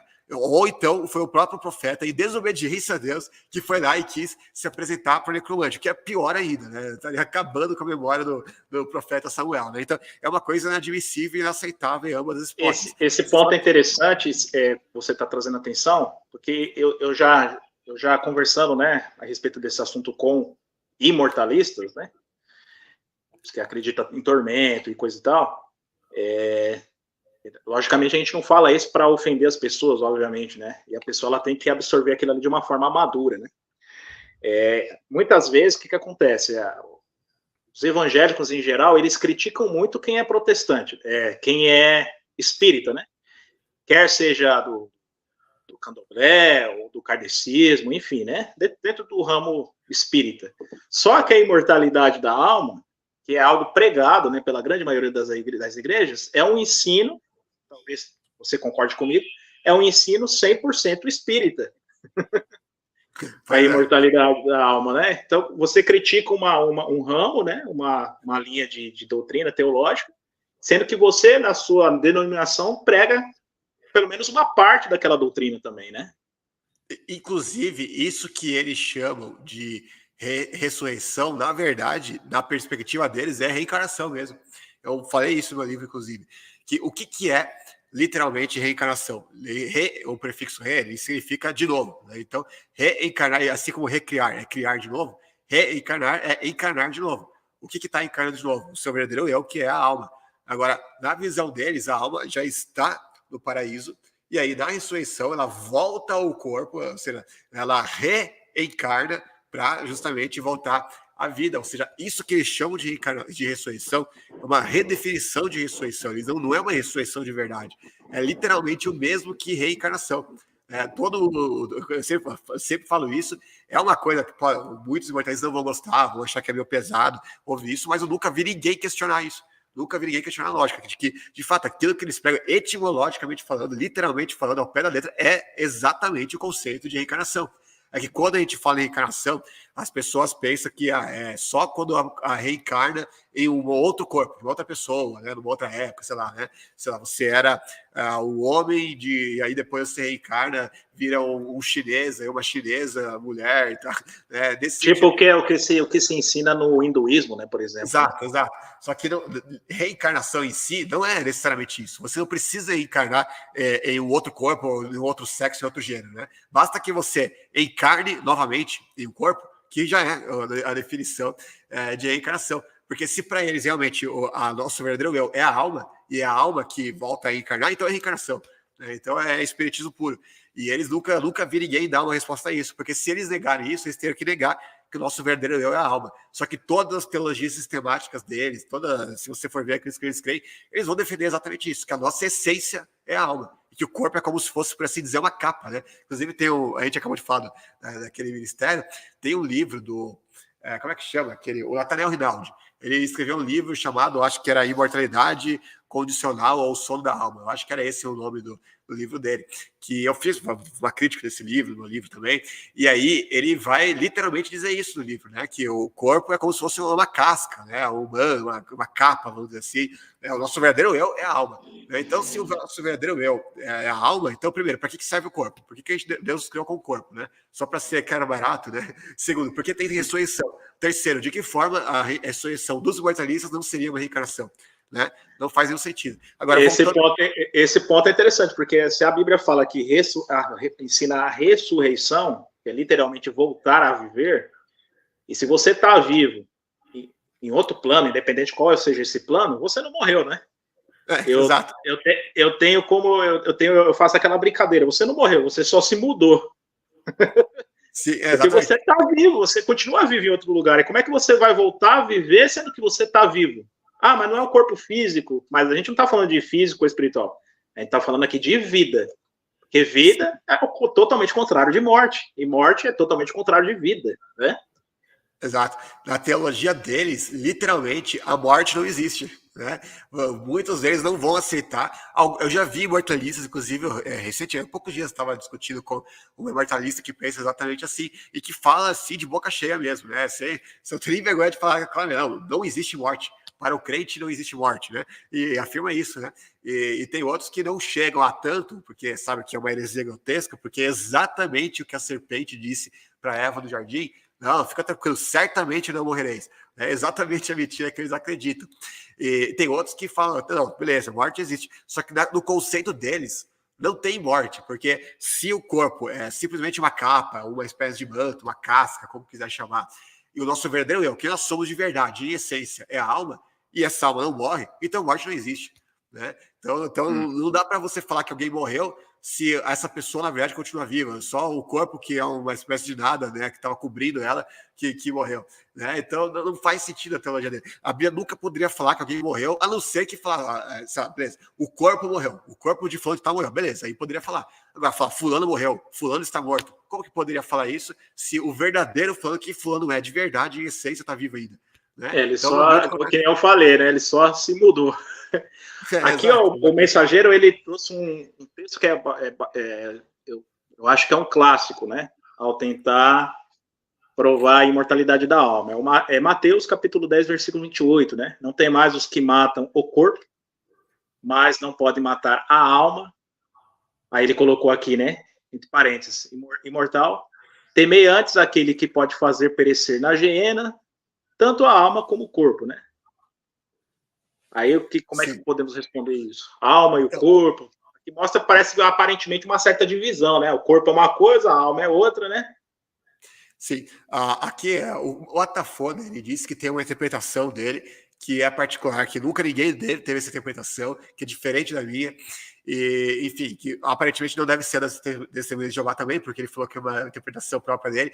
Eu gostaria muito de saber qual que é. Mas eu já vou falar a minha interpretação, que eu defendo todos os meus debates, inclusive no meu debate mais recente contra o Marlone, ele falou que, primeiramente, a gente estava discutindo ali se alma, em Mateus 6,18, está falando da alma enquanto tal, como elemento, no mesmo sentido lá de Gênesis 2,7, ou se está falando simplesmente da vida eterna, de outros sentidos que a Bíblia dá para a palavra alma. E olha que interessante, né? Eu desafiei ele a mostrar o único texto onde Jesus cita a alma como elemento. Ele não mostrou nenhum. Aí ele falou, tá, mas mostra aí o texto, então, que fala da alma como vida eterna, como a vida que a gente obtém após a ressurreição, que é o sentido que eu dou para a alma nesse texto. Aí eu fui lá e mostrei um monte de texto para ele, né? E ele não foi capaz de rebater nenhum deles. Então, o que a gente tem que entender? Que, embora exista o significado primário para a alma, que é justamente como ser vivo, né? Uma alma vivente é o ser vivente, como está lá em Gênesis 2,7, uma pessoa. Tanto para seres humanos como também para animais, né? Animais é uma alma vivente. Exatamente. Mas tem vários sentidos que a Bíblia dá para a alma ao longo da Bíblia. Então, por exemplo, vai ter vários textos que vão igualar alma e sangue, vão definir a alma como sendo sangue. Então, por exemplo, a vida da carne está no sangue, né? Só que aí você vai em vida do hebraico, lá, de Levítico, está nefesh, que é justamente a palavra para a alma. Tem vários outros textos onde alma vai significar vida, e assim por diante, né? Isso daqui, os próprios imortalistas reconhecem, é um mantra entre eles, a palavra alma é polissêmica.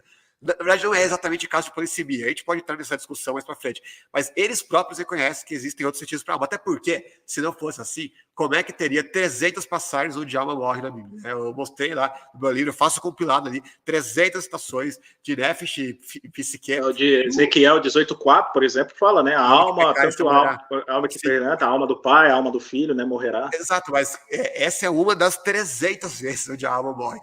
Inclusive, por exemplo, você vai lá para Josué 10:28. Perguntaram, inclusive, no chat, né, se tem alguma adulteração que eles fizeram. Então, todas as vezes, 90, você citou um que não, né? Mas 99% das vezes, nos textos, que a palavra psique ou nefesh no hebraico no grego estão falando no contexto onde a alma morre, os tradutores simplesmente tomam a liberdade de tirar do texto. Eles excluem do texto, eles traduzem de outro jeito. Então, por exemplo, Josué 10:28 vai falar que Josué exterminou todos que nela viviam. Maquedá, se não me engano, é o nome da cidade. Aí você vai para o hebraico, está lá nefesh, ou seja, literalmente traduzido, deveria traduzir como exterminou toda a alma que nela vivia. Alguma tradução traduz como alma? Eu não conheço nenhuma. Então, aí que tá, né? Agora, se fosse outra coisa, vamos supor que o texto... Vamos ver, cita para mim esse texto enquanto você vai explicando, para eu achar aqui. Cita esse texto novamente. Josué 10:28.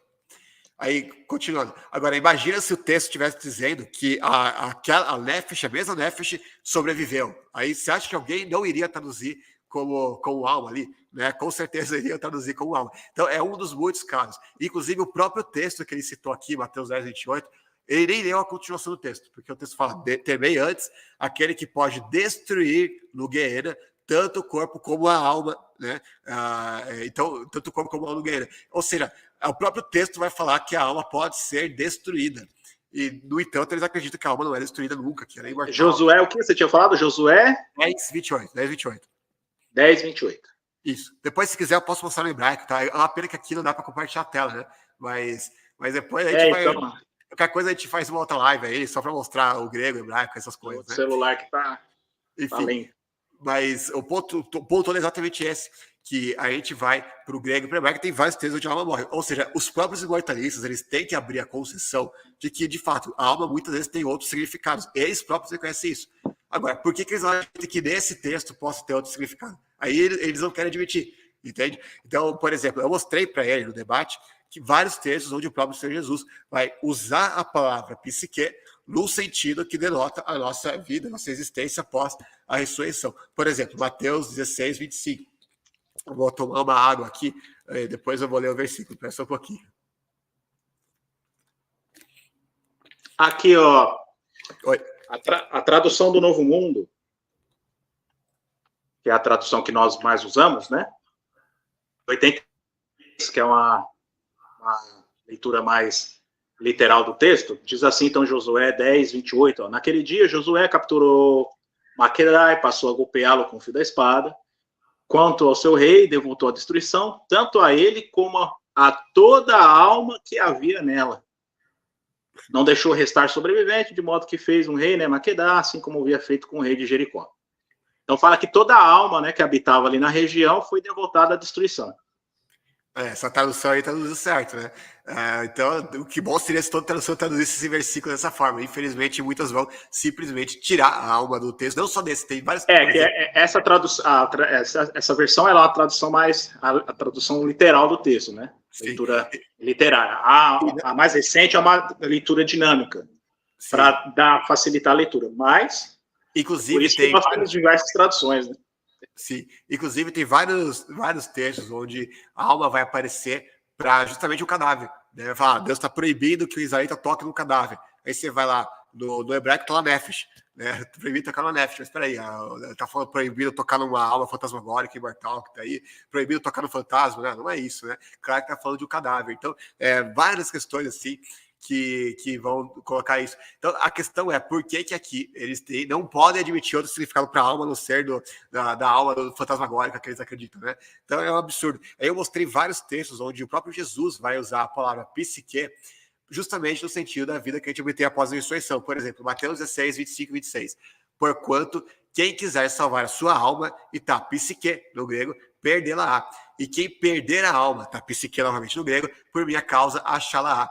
Pois que aproveitará o homem se ganhar o mundo inteiro e perder a sua alma, psique de novo? Ou que dará o homem em troca da sua alma, psique de novo? Então aqui, 4 vezes Jesus usa a palavra alma, a tradução aqui traduz como alma mesmo, essa pelo menos essa que eu estou usando aqui, e o grego está lá, alma mesmo. Agora, será que Jesus estava falando sobre alguém odiar a alma, trocar a alma, literalmente, no sentido literal, perder a alma no sentido literal? Né? Ou outro caso aqui, João 12, 25, aquele que ama a sua vida a perderá. Ao passo que aquele que odeia a sua vida nesse mundo a conservará para a vida eterna. Vida aqui, no grego, tá psique, tá alma. Né? E aí a gente vai, vamos pensar aqui, né? Será que Jesus está falando para odiar o elemento imortal que o próprio Deus colocou na gente? A gente tem que odiar um fantasminha camarada, uma alma fantasmagórica que Deus colocou. Não faz sentido isso. Não faz sentido. Então, é lógico que aqui ele está falando aqui da própria vida, né? A alma como vida aqui. E no caso de Mateus 16, 25 e 26, a vida que a gente obtém após a ressurreição. Ou seja, a gente tem que odiar a nossa própria vida terrena para buscar em troca a vida que a gente obtém após a ressurreição, a vida futura, a vida eterna. Esse mesmo sentido, onde Jesus vai falar lá em Mateus 10, 28. Ou seja, a gente não tem que temer aquele que pode dar o fim apenas à nossa existência atual, terrena, passageira, mas sim aquele que pode dar o fim à existência atual e também à nossa existência eterna, ou seja, a nossa vida que a gente poderia obter após a ressurreição. É só disso que Jesus está falando aqui. Não tem nada de alma enquanto elemento, com uma alma fantasmagórica. Alguma coisa... o que nós podemos encaixar, por exemplo, Apocalipse capítulo 6, né? Muitos usam falar as almas que estavam debaixo do altar. Então, a gente pode... É uma situação similar, né? Sim. Lembrar das vidas. No caso de Apocalipse, tem até um agravante, porque se a gente for no todo o contexto... Bom, em primeiro lugar, o Apocalipse ele não é um livro para a gente pegar e tomar tudo pela letra. Né? Eu acho que não tem ninguém que vai pegar lá, tem um dragão perseguindo literalmente uma mulher grávida no deserto, tem uma besta que surge, emerge da terra e outra do mar, como se fosse o Godzilla. Não, acho que ninguém interpreta o Apocalipse desse jeito. Né? Agora, quando chega nas almas debaixo do altar clamando por vingança em pleno céu, aí eles acham que é literal, né? Agora, olha que curioso, quando a gente vai no próprio contexto, vamos pegar o versículo anterior, vamos ver se eles vão interpretar literalmente o versículo anterior, que vai dizer o seguinte, o verso que ele cita está no 9, vamos para aqui o verso anterior, verso 8. Olhei e diante de mim estava um cavalo amarelo. Peraí, eles acreditam, os mortalistas, eles acreditam que literalmente tem um cavalo amarelo no céu? Eu acho que não, nunca vi o deles, pelo menos, acreditar nisso literalmente. Mas beleza, vamos continuar. Seu cavaleiro chamava-se Morte. Eles acham que literalmente tem um cavaleiro chamado Morte no céu. Também não, né? Mas é o que eles também não vão acreditar que seria literal isso daqui. Beleza, vamos continuar. E o Hades o seguia de perto. Hades para eles é justamente o inferno, né? O inferno atual, que depois vai ser lançado no inferno final, que é o Lago de Fogo. Ou seja, algum deles acredita que literalmente tem o inferno, literalmente seguido o cavalo chamado Morte, né? Cara, óbvio que não. Né, seria uma cena dantesca de se imaginar literalmente. Ninguém imagina o inferno saindo da onde ele está, né, seguindo esse cavaleiro chamado Morte. É óbvio que é uma figura de linguagem aqui, a gente não tem que imaginar nada aqui, literalmente, não faz nem sentido. Continuando. Foi-lhes dado poder sobre o quarto da terra para matar pela espada, pela fome, por pragas e pelos animais selvagens da terra. Alguém acha que aqui um quarto é um quarto mesmo, literalmente, que o texto está dizendo aqui, né? Eu acho que também ninguém deve pensar dessa forma. Ou seja, só no versículo anterior, a gente já consegue captar um monte de figuras de linguagem, simbolismos que o autor usa aqui, que nenhum imortalista eu já vi interpretar ao pé da letra, literalmente. Todo o versículo eles pegam e interpretam de forma alegórica. Agora, quando a gente vai no versículo seguinte, que fala, supostamente, a interpretação deles, né, de almas clamando por vingança, espremidas ali debaixo de um altar, em pleno céu, gritando em alta voz por vingança contra os seus inimigos. Justamente no lugar onde a Bíblia diz que, vamos pegar lá, Apocalipse, acho que é 21, né? Vai falar, versículo 4, ele enxugará dos seus olhos toda lágrima, não haverá mais morte, nem tristeza, nem choro, nem dor, pois a antiga ordem já passou. Ou seja, né, no lugar onde a gente deveria encontrar mais paz, no lugar onde a gente estaria junto com Deus, junto com Jesus, junto com os anjos, junto com os santos, né, nossos amigos, familiares, etc, etc. Um lugar de plena exultação, júbilos ao Senhor, que a gente deveria estar pleno de espírito, ao máximo, né? A gente estaria ali embaixo de um altar, literalmente. Tanto lugar para estar no céu vai estar ali espremido embaixo de um altar, literalmente, que a gente tem que entender que é literal, né? Que eles falam, né? Para clamar contra a vingança contra os nossos inimigos. Né? Cara, sendo que eles já estariam vingados, né? Porque já estariam no céu ainda por cima. Então, assim, você tem um texto que é o Apocalipse, que é mais óbvio que é uma figura de linguagem, é esse. Né? Não tem como imaginar uma figura de linguagem mais óbvia, mais escancarada do que essa. Mesmo assim, eles vão e tiram do contexto, né, de forma grosseira para interpretar literalmente. Inclusive, os versículos seguintes vão falar, então deram vestes brancas para eles. Para eles quem? Para as almas. Agora, se é uma alma fantasmagórica que eles acreditam, como é que uma alma vai vestir o manto literal? Né? Inclusive, outra parte do Apocalipse vai explicar. Os linhos finos são os atos de justiça dos santos. Ou seja, aqui não é uma veste literal. E depois vai dizer, deu-lhes ordem para que descansasse ou repousasse mais um pouco, até que se completasse o número dos seus conservos que haveriam de ser mortos como eles. Aí como é que ele vai falar uma coisa dessa? Né? Descansar, sendo que está falando da alma. Sendo que para eles quem descansa é só o corpo. No meu livro, inclusive, eu mostro a palavra grega que está ali, que de acordo com a concordância de Strong, é literalmente descansar, repousar mesmo. Embora a NVI vai traduzir como que esperasse mais um pouco. Né? Enfim, então se a gente for tomar tudo isso daqui como literal, a gente teria que concluir pelo sono da alma de Lutero. Né? Então,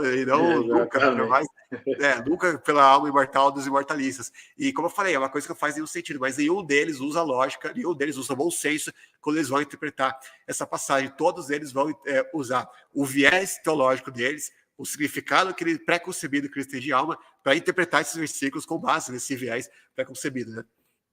Isso aí.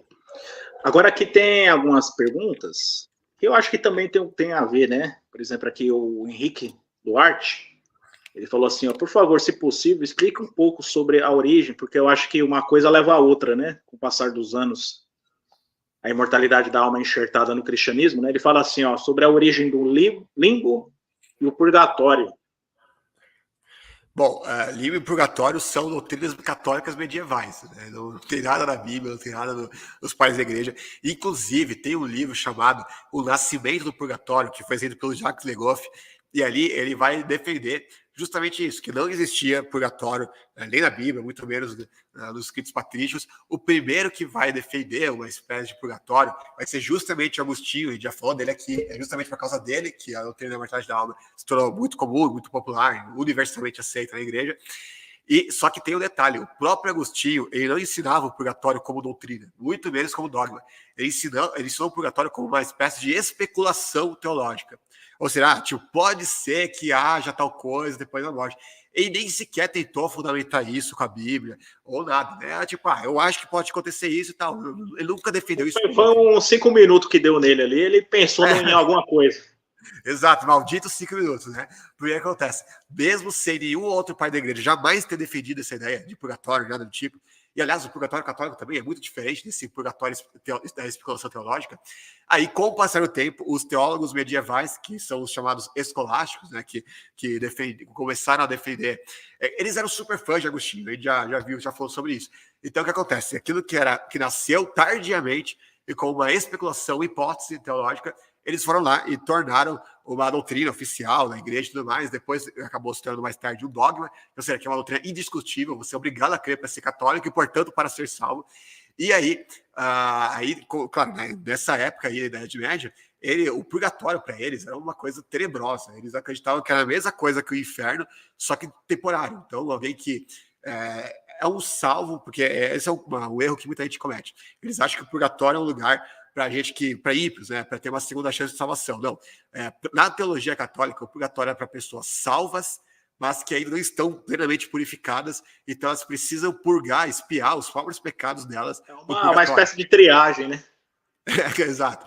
Então, o que acontece? Como para eles o sangue de Jesus não é suficiente para purificar a gente de todo pecado, que nem João diz, salvo engano, lá em 1 João 1,7, que o sangue de Jesus purifica de todo pecado. Então, para eles, a gente mesmo tem que se purificar os nossos próprios pecados depois da morte, né? Para fazer aquilo que o sangue de Jesus não fez. Então, é uma coisa muito absurda, né? Então, e aí, o que acontece? Aí vai para o purgatório, a pessoa que é salva, não é que o ímpio, é uma pessoa salva que vai para o purgatório. Só que, assim, hoje em dia, os teólogos católicos, eles, a definição que a igreja fez do purgatório foi uma definição muito vaga. Então, hoje em dia, a definição dogmática, me refiro. Então, hoje em dia, vai ter muitos teólogos católicos que vão interpretar o purgatório não como um lugar, mas simplesmente como um estado de espírito. Então, eles acham assim, você vai direto para o céu mesmo, mas você não vai estar, você vai estar meio que perturbado, vamos dizer assim, no céu, assim, incomodado, né? É um estado de espírito, um estado da alma, e não um lugar, propriamente dito. Mas ao longo da Idade Média, quando surgiu essa teologia aí, eles acreditavam como lugar mesmo, e pior, né? Como algo tão terrível quanto o inferno. E você sabe que o inferno naquela época não era o mesmo inferno de hoje, não. Era inferno de verdade, né? O inferno de Dante, né? Muito conhecido, né? Com o demônio de rabo grande, tridente, que espeta lá o rabo de quem está lá no inferno, né? Umas coisas terríveis, né? Enfim, e eles tinham essa mesma noção do purgatório, só que de uma forma temporária. Então, praticamente todo mundo teria que passar pelo purgatório antes de entrar no céu, para dar aquela purgada, né? Para dar aquela purificada básica lá, né? Antes de entrar no céu. E pior, você podia pagar com o dinheiro, né? Uma indulgência para você sair mais rápido do purgatório. Então, uma das teses de Tetzel, que era o monge lá que estava pregando a venda das indulgências, os vendedores de indulgências que estavam pregando a venda de indulgências na época de Lutero, que gerou toda a revolta de Lutero, e a reforma começou por causa disso, justamente por causa disso, que tem uma das teses uma das 95 teses de Lutero é justamente isso, né? Que ele fala, quando a moeda cair no cofre, aí uma alma sai do purgatório, né? Que era aquilo que eles... Não, e pior do que isso, eles pregavam, inclusive, que você podia ser purificado de pecados que você nem cometeu. Inclusive, o Papa deu várias vezes indulgência plenária para os cruzados que fossem lutar na cruzada. Então, tipo, você pode matar quem você for, cometa quantos pecados forem aí, fica à vontade que você está perdoado. Eu já estou dando um perdão por antecipação. Por isso que os cruzados estupravam mulheres, até freiras, né?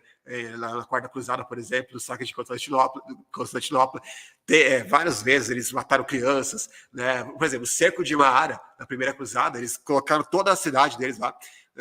Eles, para conseguir invadir a cidade, aquela murada e tal, eles deram salvo-conduto para os movimentos da cidade e prometeram, fica tranquilo que a gente não vai fazer nada. A gente só quer passar. A gente só quer passar por vocês, né? Vocês se rendem e a gente deixa de bom. Beleza.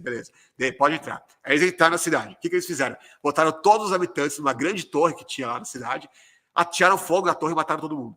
Né? E mataram 20 mil pessoas. Inclusive, né, quando eles chegaram em Jerusalém, os próprios cronistas católicos da cruzada, que tinha lá cronistas que estavam lá na cruzada não para lutar, mas só para escrever sobre as cruzadas, eles narram que o sangue escorria até o tornozelo, né? De tanta gente que eles mataram. E mataram velho, mulher, criança, todo mundo, né? Não estavam nem aí. Mataram o judeu que estava lá, o ortodoxo que estava lá, né? Não mataram só o muçulmano, né? E fizeram uma carnificina total lá. Por quê? Porque o Papa tinha dado uma indulgência plenária, né? Ou seja, o cara nem passaria pelo purgatório, ia direto para o céu. Então, inclusive tem uma lenda que correu, né, naquela época, não se sabe se realmente ocorreu isso de verdade, se é um fato histórico ou não, mas que o próprio Tetzel que pregava isso, que você pode ser, se você pagar muito dinheiro, você pode ser perdoado dos pecados que você nem cometeu ainda. E essa lenda diz que teve alguém que pagou lá para ele, aí depois roubou ele, né? Bateu nele, roubou o dinheiro dele. Ele falou, como assim? O que você está fazendo? Ele falou, mas eu não acabei de pagar para ser perdoado do pecado que eu queria cometer. Então, é esse pecado aí, né? Que eu tô roubando você e roubando o dinheiro. Né? Pegou de volta na malandragem o dinheiro dele, né? Mas é isso. Por quê? Porque ele tinha essa visão relacionada ao purgatório. O limbo para eles, na teologia católica de sempre, até hoje, eles têm um problema sério, que eles não sabem o que fazer com os bebês que morreram sem ser batizados. Porque assim, se você diz que eles morreram e foram para o inferno, é meio chocante, né? Meio pesado demais, né? O bebê morreu, sei lá, 10 segundos depois de nascer, o bebê morre. Aí vai passar o resto da eternidade no inferno queimando. Eu acho que até mesmo os caras lá da Idade Média, eles achavam que isso era um pouco forte demais para ele, para o gosto deles, né? Só que tinha um problema. Eles falaram que alguém ser salvo sem o batismo era muito mais problemático para eles. Por quê? Porque na teologia católica, o batismo é um sacramento que é essencial, fundamental, necessário para a salvação.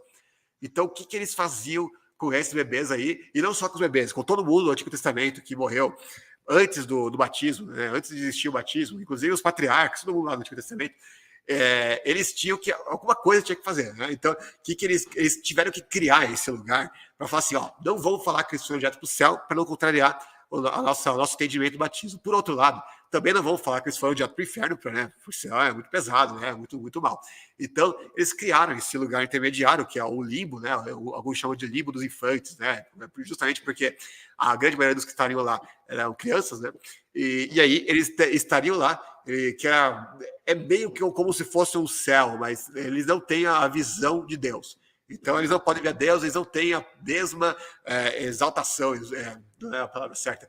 Eles não têm o mesmo sentimento de plenitude, né, de que os que estão no céu têm, mas também não estão sofrendo no inferno. Então, criaram ali o meu termo lá, estão de boa, né, mas joga os bebês lá. Né, então, pronto, resolveu o problema. Só que, primeiro, nunca o limbo se tornou um dogma na igreja. Ao contrário do purgatório, que de especulação teológica virou doutrina e virou dogma, o limbo, embora fosse doutrina, porque existe inclusive arquivos da Inquisição que colocam pessoas que duvidavam ou questionavam do limbo, eles condenam essa pessoa na Inquisição, mas então isso era tratado como seriedade naquela época, mas por outro lado nunca virou dogma, ou seja, uma doutrina indiscutível que nenhum católico pode colocar dúvida ou pode questionar.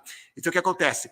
O Papa Francisco, recentemente, eu acho que foi o Papa Francisco mesmo, que eu costumo dizer, né, ele exterminou com o limbo. Os católicos, eles não vão falar isso, eles vão falar que ele simplesmente acabou com a especulação teológica, né?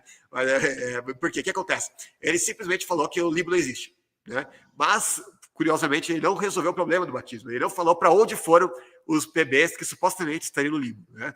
Então, ele não resolveu o problema, ele simplesmente falou, tá, o limbo não existe, então, né, na cabeça deles, ele não mudou a doutrina porque na cabeça deles nunca foi dogma, então simplesmente era uma especulação teológica, uma conjectura, e agora ele acabou com a conjectura, né? Sendo que, na verdade, não, eles pregavam isso como doutrina durante séculos e séculos, e agora eles estão falando que não é mais, né? Aquilo que não é mais doutrina e tal, ainda que não tenha virado dogma, né?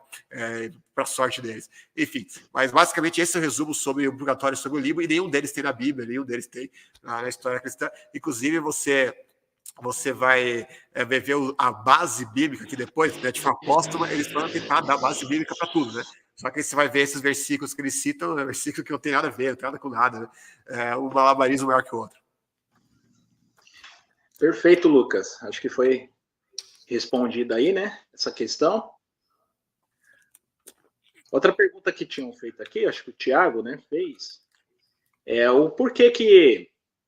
Qual foi talvez você já até comentou um pouquinho, né, já nessa parte, mas qual foi a principal motivo de o cristianismo, né, ele manter essa doutrina da imortalidade da alma como sendo o dogma, né, nas suas fileiras? Qual foi assim, se você falar assim, o principal motivo foi esse, por eles manter a imortalidade da alma, mesmo não sendo ensinado tanto nos primórdios como também nas escrituras?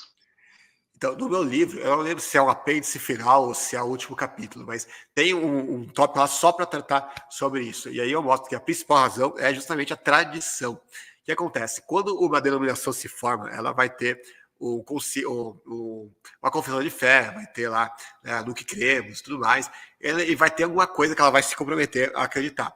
Com o passar do tempo, essa tradição, ela vai se tornando, ela vai ter um peso tão grande quanto a Bíblia. Por mais que, originalmente, eles possam dizer, mas essa tradição, ela surgiu com a Bíblia, porque foi lei da Bíblia que a gente chegou a essa conclusão. Beleza, pode até ser.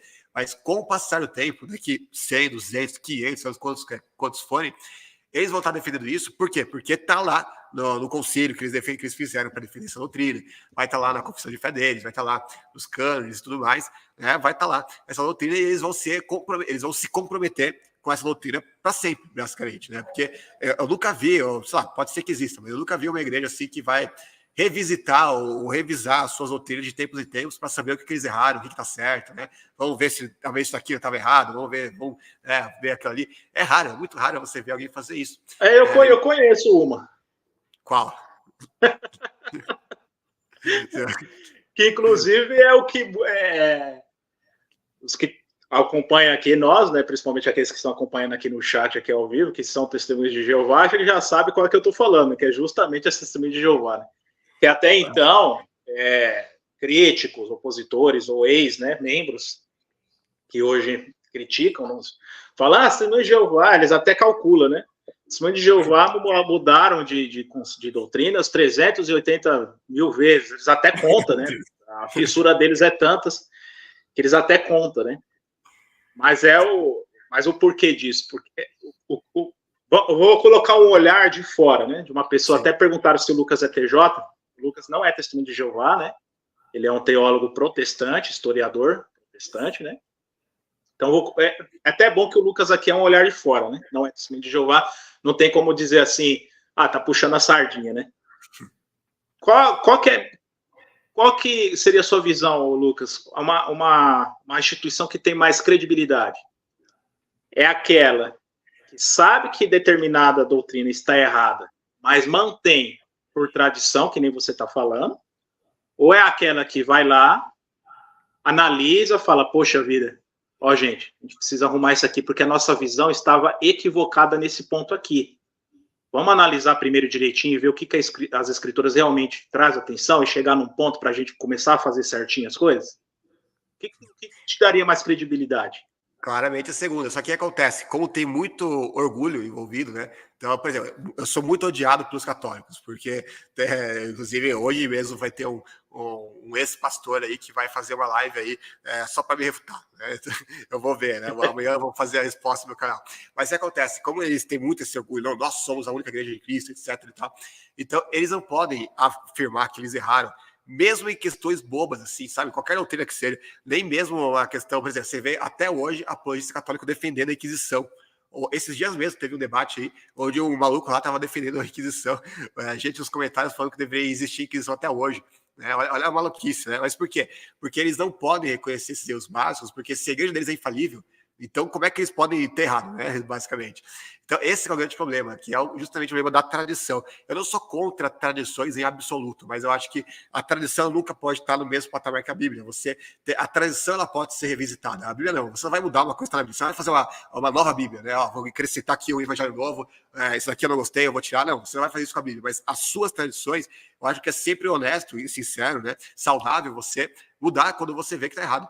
Né? Eu não vou entrar aqui no mérito do testemunho de Jeová, né? Mas a questão é que qualquer igreja deveria fazer isso, mas com quase nenhuma delas faz, o que acontece? Se elas erraram lá atrás, nós vamos ter o erro agora, e vamos ter o erro para sempre. Né? A não ser que algum dia, né, acabe alguma grande revolução acontecer. Por isso que Lutero precisou fazer uma reforma mesmo, né? Porque enquanto ele estava tentando simplesmente, dentro do catolicismo, convencer o Papa e outros mais a mudarem esses enganos aí, não estava acontecendo nada, porque eles já estavam pegados ao erro, entendeu? Não ia adiantar. O Lutero, por exemplo, ele escreveu uma bula que o Papa, na época, Leão X, ele escreveu contra o Lutero, ele colocou entre as proposições condenadas de Lutero, ou seja, coisas que Lutero disse que ele considerava errado, que é contra o desejo do Espírito Santo que hereges sejam queimados. Ou seja, Lutero disse isso e o Papa elencou isso daqui na lista de coisas condenadas, né, dele. Então, assim, dá para dialogar com uma igreja dessas? Né? Claro que não. Então, foi necessário fazer uma reforma de fora, né, por assim dizer, entre aspas, fundar uma nova igreja. Coloco entre aspas porque, para mim, o conceito de igreja é outro, mas aí vai estar numa outra discussão. Mas o ponto todo é esse, que talvez possa ser que isso mude um dia, mas vai ser preciso, por assim dizer, entre aspas, uma nova reforma, né? Porque o orgulho de muita gente é muito grande. Então, para mim, foi particularmente fácil mudar de doutrina, porque eu sou uma pessoa que sempre fui desapegado de tradições. Mas tem muita gente que eu conheço que só de você falar que a tradição deles está errada, ele já assusta, né? Como que pode, né? Que absurdo, né? Então, assim, fica usando concílio de não sei as quantas lá, né? Esse ponto que você está falando é importante, porque muitos usam assim um argumento que nós escutamos bastante, né? Se é a verdade, então como é que a verdade ela pode mudar, né? Só que parece assim, aparentemente esse raciocínio parece super inteligente, né? Sensato, lógico. Mas primeiro tem que ter certeza, o que é verdade? A verdade são fatos comprovados por evidências. E, né, por exemplo, a ciência ela trabalha em cima de verdades que, com o passar do tempo, a ciência ela vai evoluindo, ela descobre que tal coisa é de outra forma, devido a evidências, vão surgindo cada vez mais evidências, né?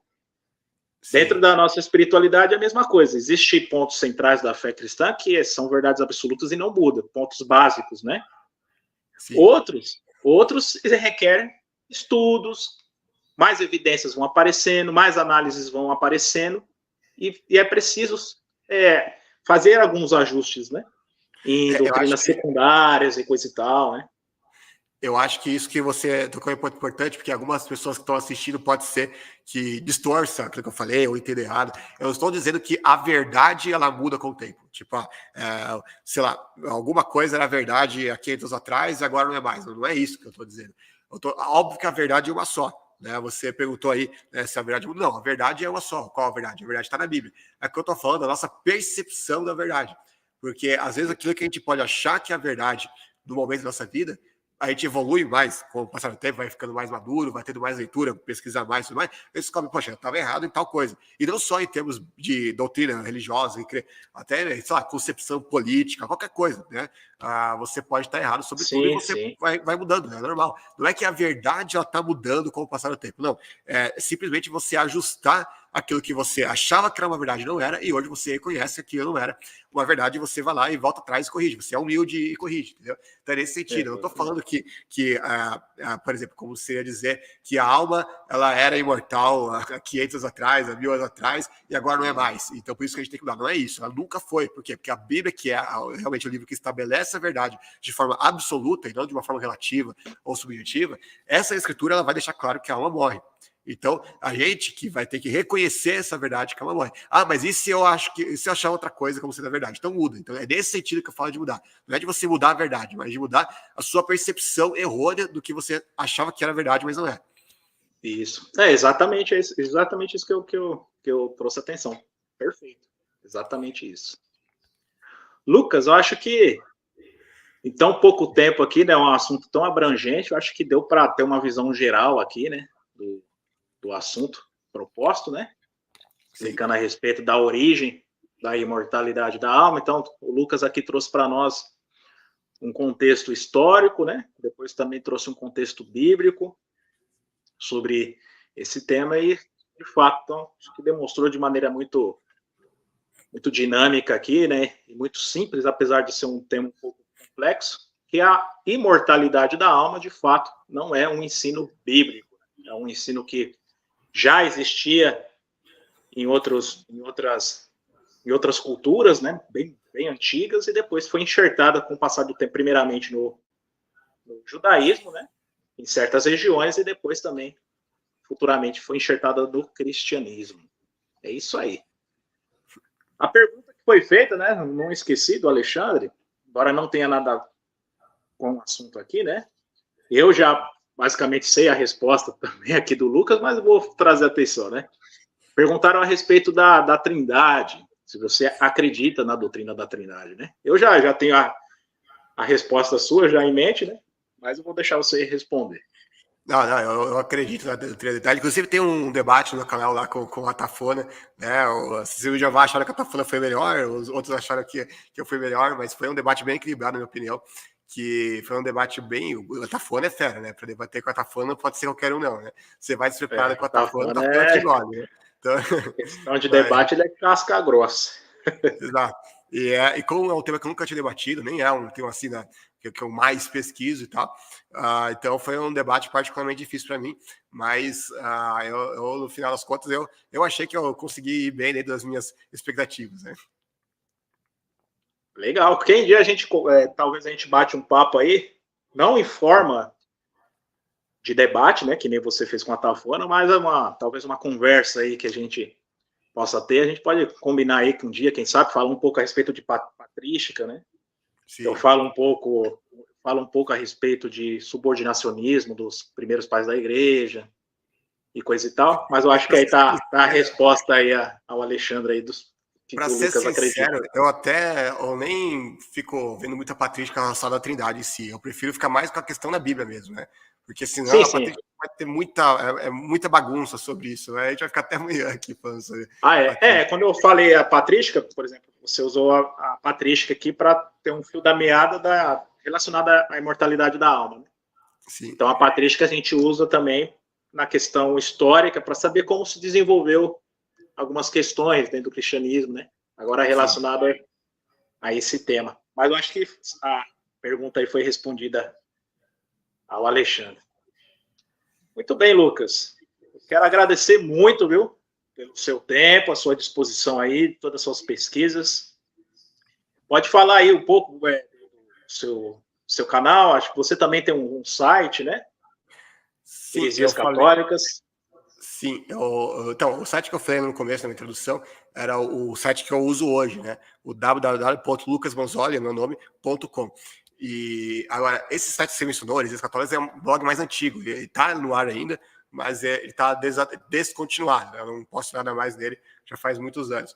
Atualmente só posto nesse novo site, embora mesmo no novo site eu posto pouca coisa. Eu estou muito mais ativo atualmente no YouTube, que é só digitar meu nome, Lucas Manzoli, vai encontrar meu canal lá. E eu estou fazendo vídeo todos os dias, inclusive tô com bastante trabalho, que eu falei, né? Agora o canal está começando a crescer um pouco, e aí tem um monte de gente dando vídeo resposta, vídeo react, tentando refutar, né? Então tá dando bastante trabalho, todo vídeo tem uma nova resposta. Amanhã mesmo eu vou ter uma live com, não sei se você conhece, o diácono João Vitor Mariano, que é o diácono católico, esse muito respeitoso. Amanhã, isso depois de amanhã, né? Perdão. Aí amanhã vai ter a minha resposta ao ex-padre, esse aí não é respeitoso, então, né, do Eduardo Faria, né? Enfim, mas é isso, né? Então, ali você vai acompanhar tudo que é tipo de discussão teológica, mas principalmente os assuntos que eu mais falo sobre catolicismo e sobre ateísmo e liberalismo teológico. Também tem bastante coisa sobre imortalidade da alma ali, né? Mas é isso. Legal. Depois eu vou deixar essas informações no link, né, para quem tiver, porque ali a questão relacionada à história, então o Lucas ele tem muito conteúdo, né? História da igreja e outros assuntos relacionados a essa temática histórica. Aliás, só falando nisso, você falou de história da igreja, no meu site, naquela mesma aba dos livros que eu mencionei, que você pode baixar todos os meus livros de graça na versão em PDF, e um desses livros chama-se Os 100 Maiores ou 100 Acontecimentos Mais Importantes da História do Cristianismo. E ali você pode baixar se você quiser.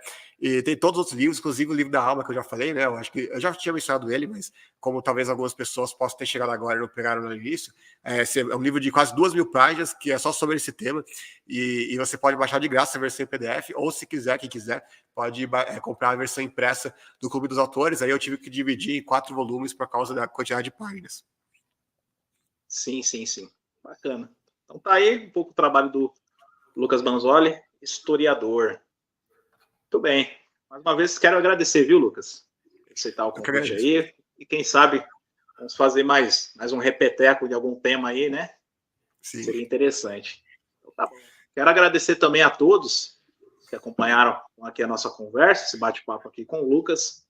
Que vocês, por favor, possam compartilhar essas informações aí, dê o seu like, né?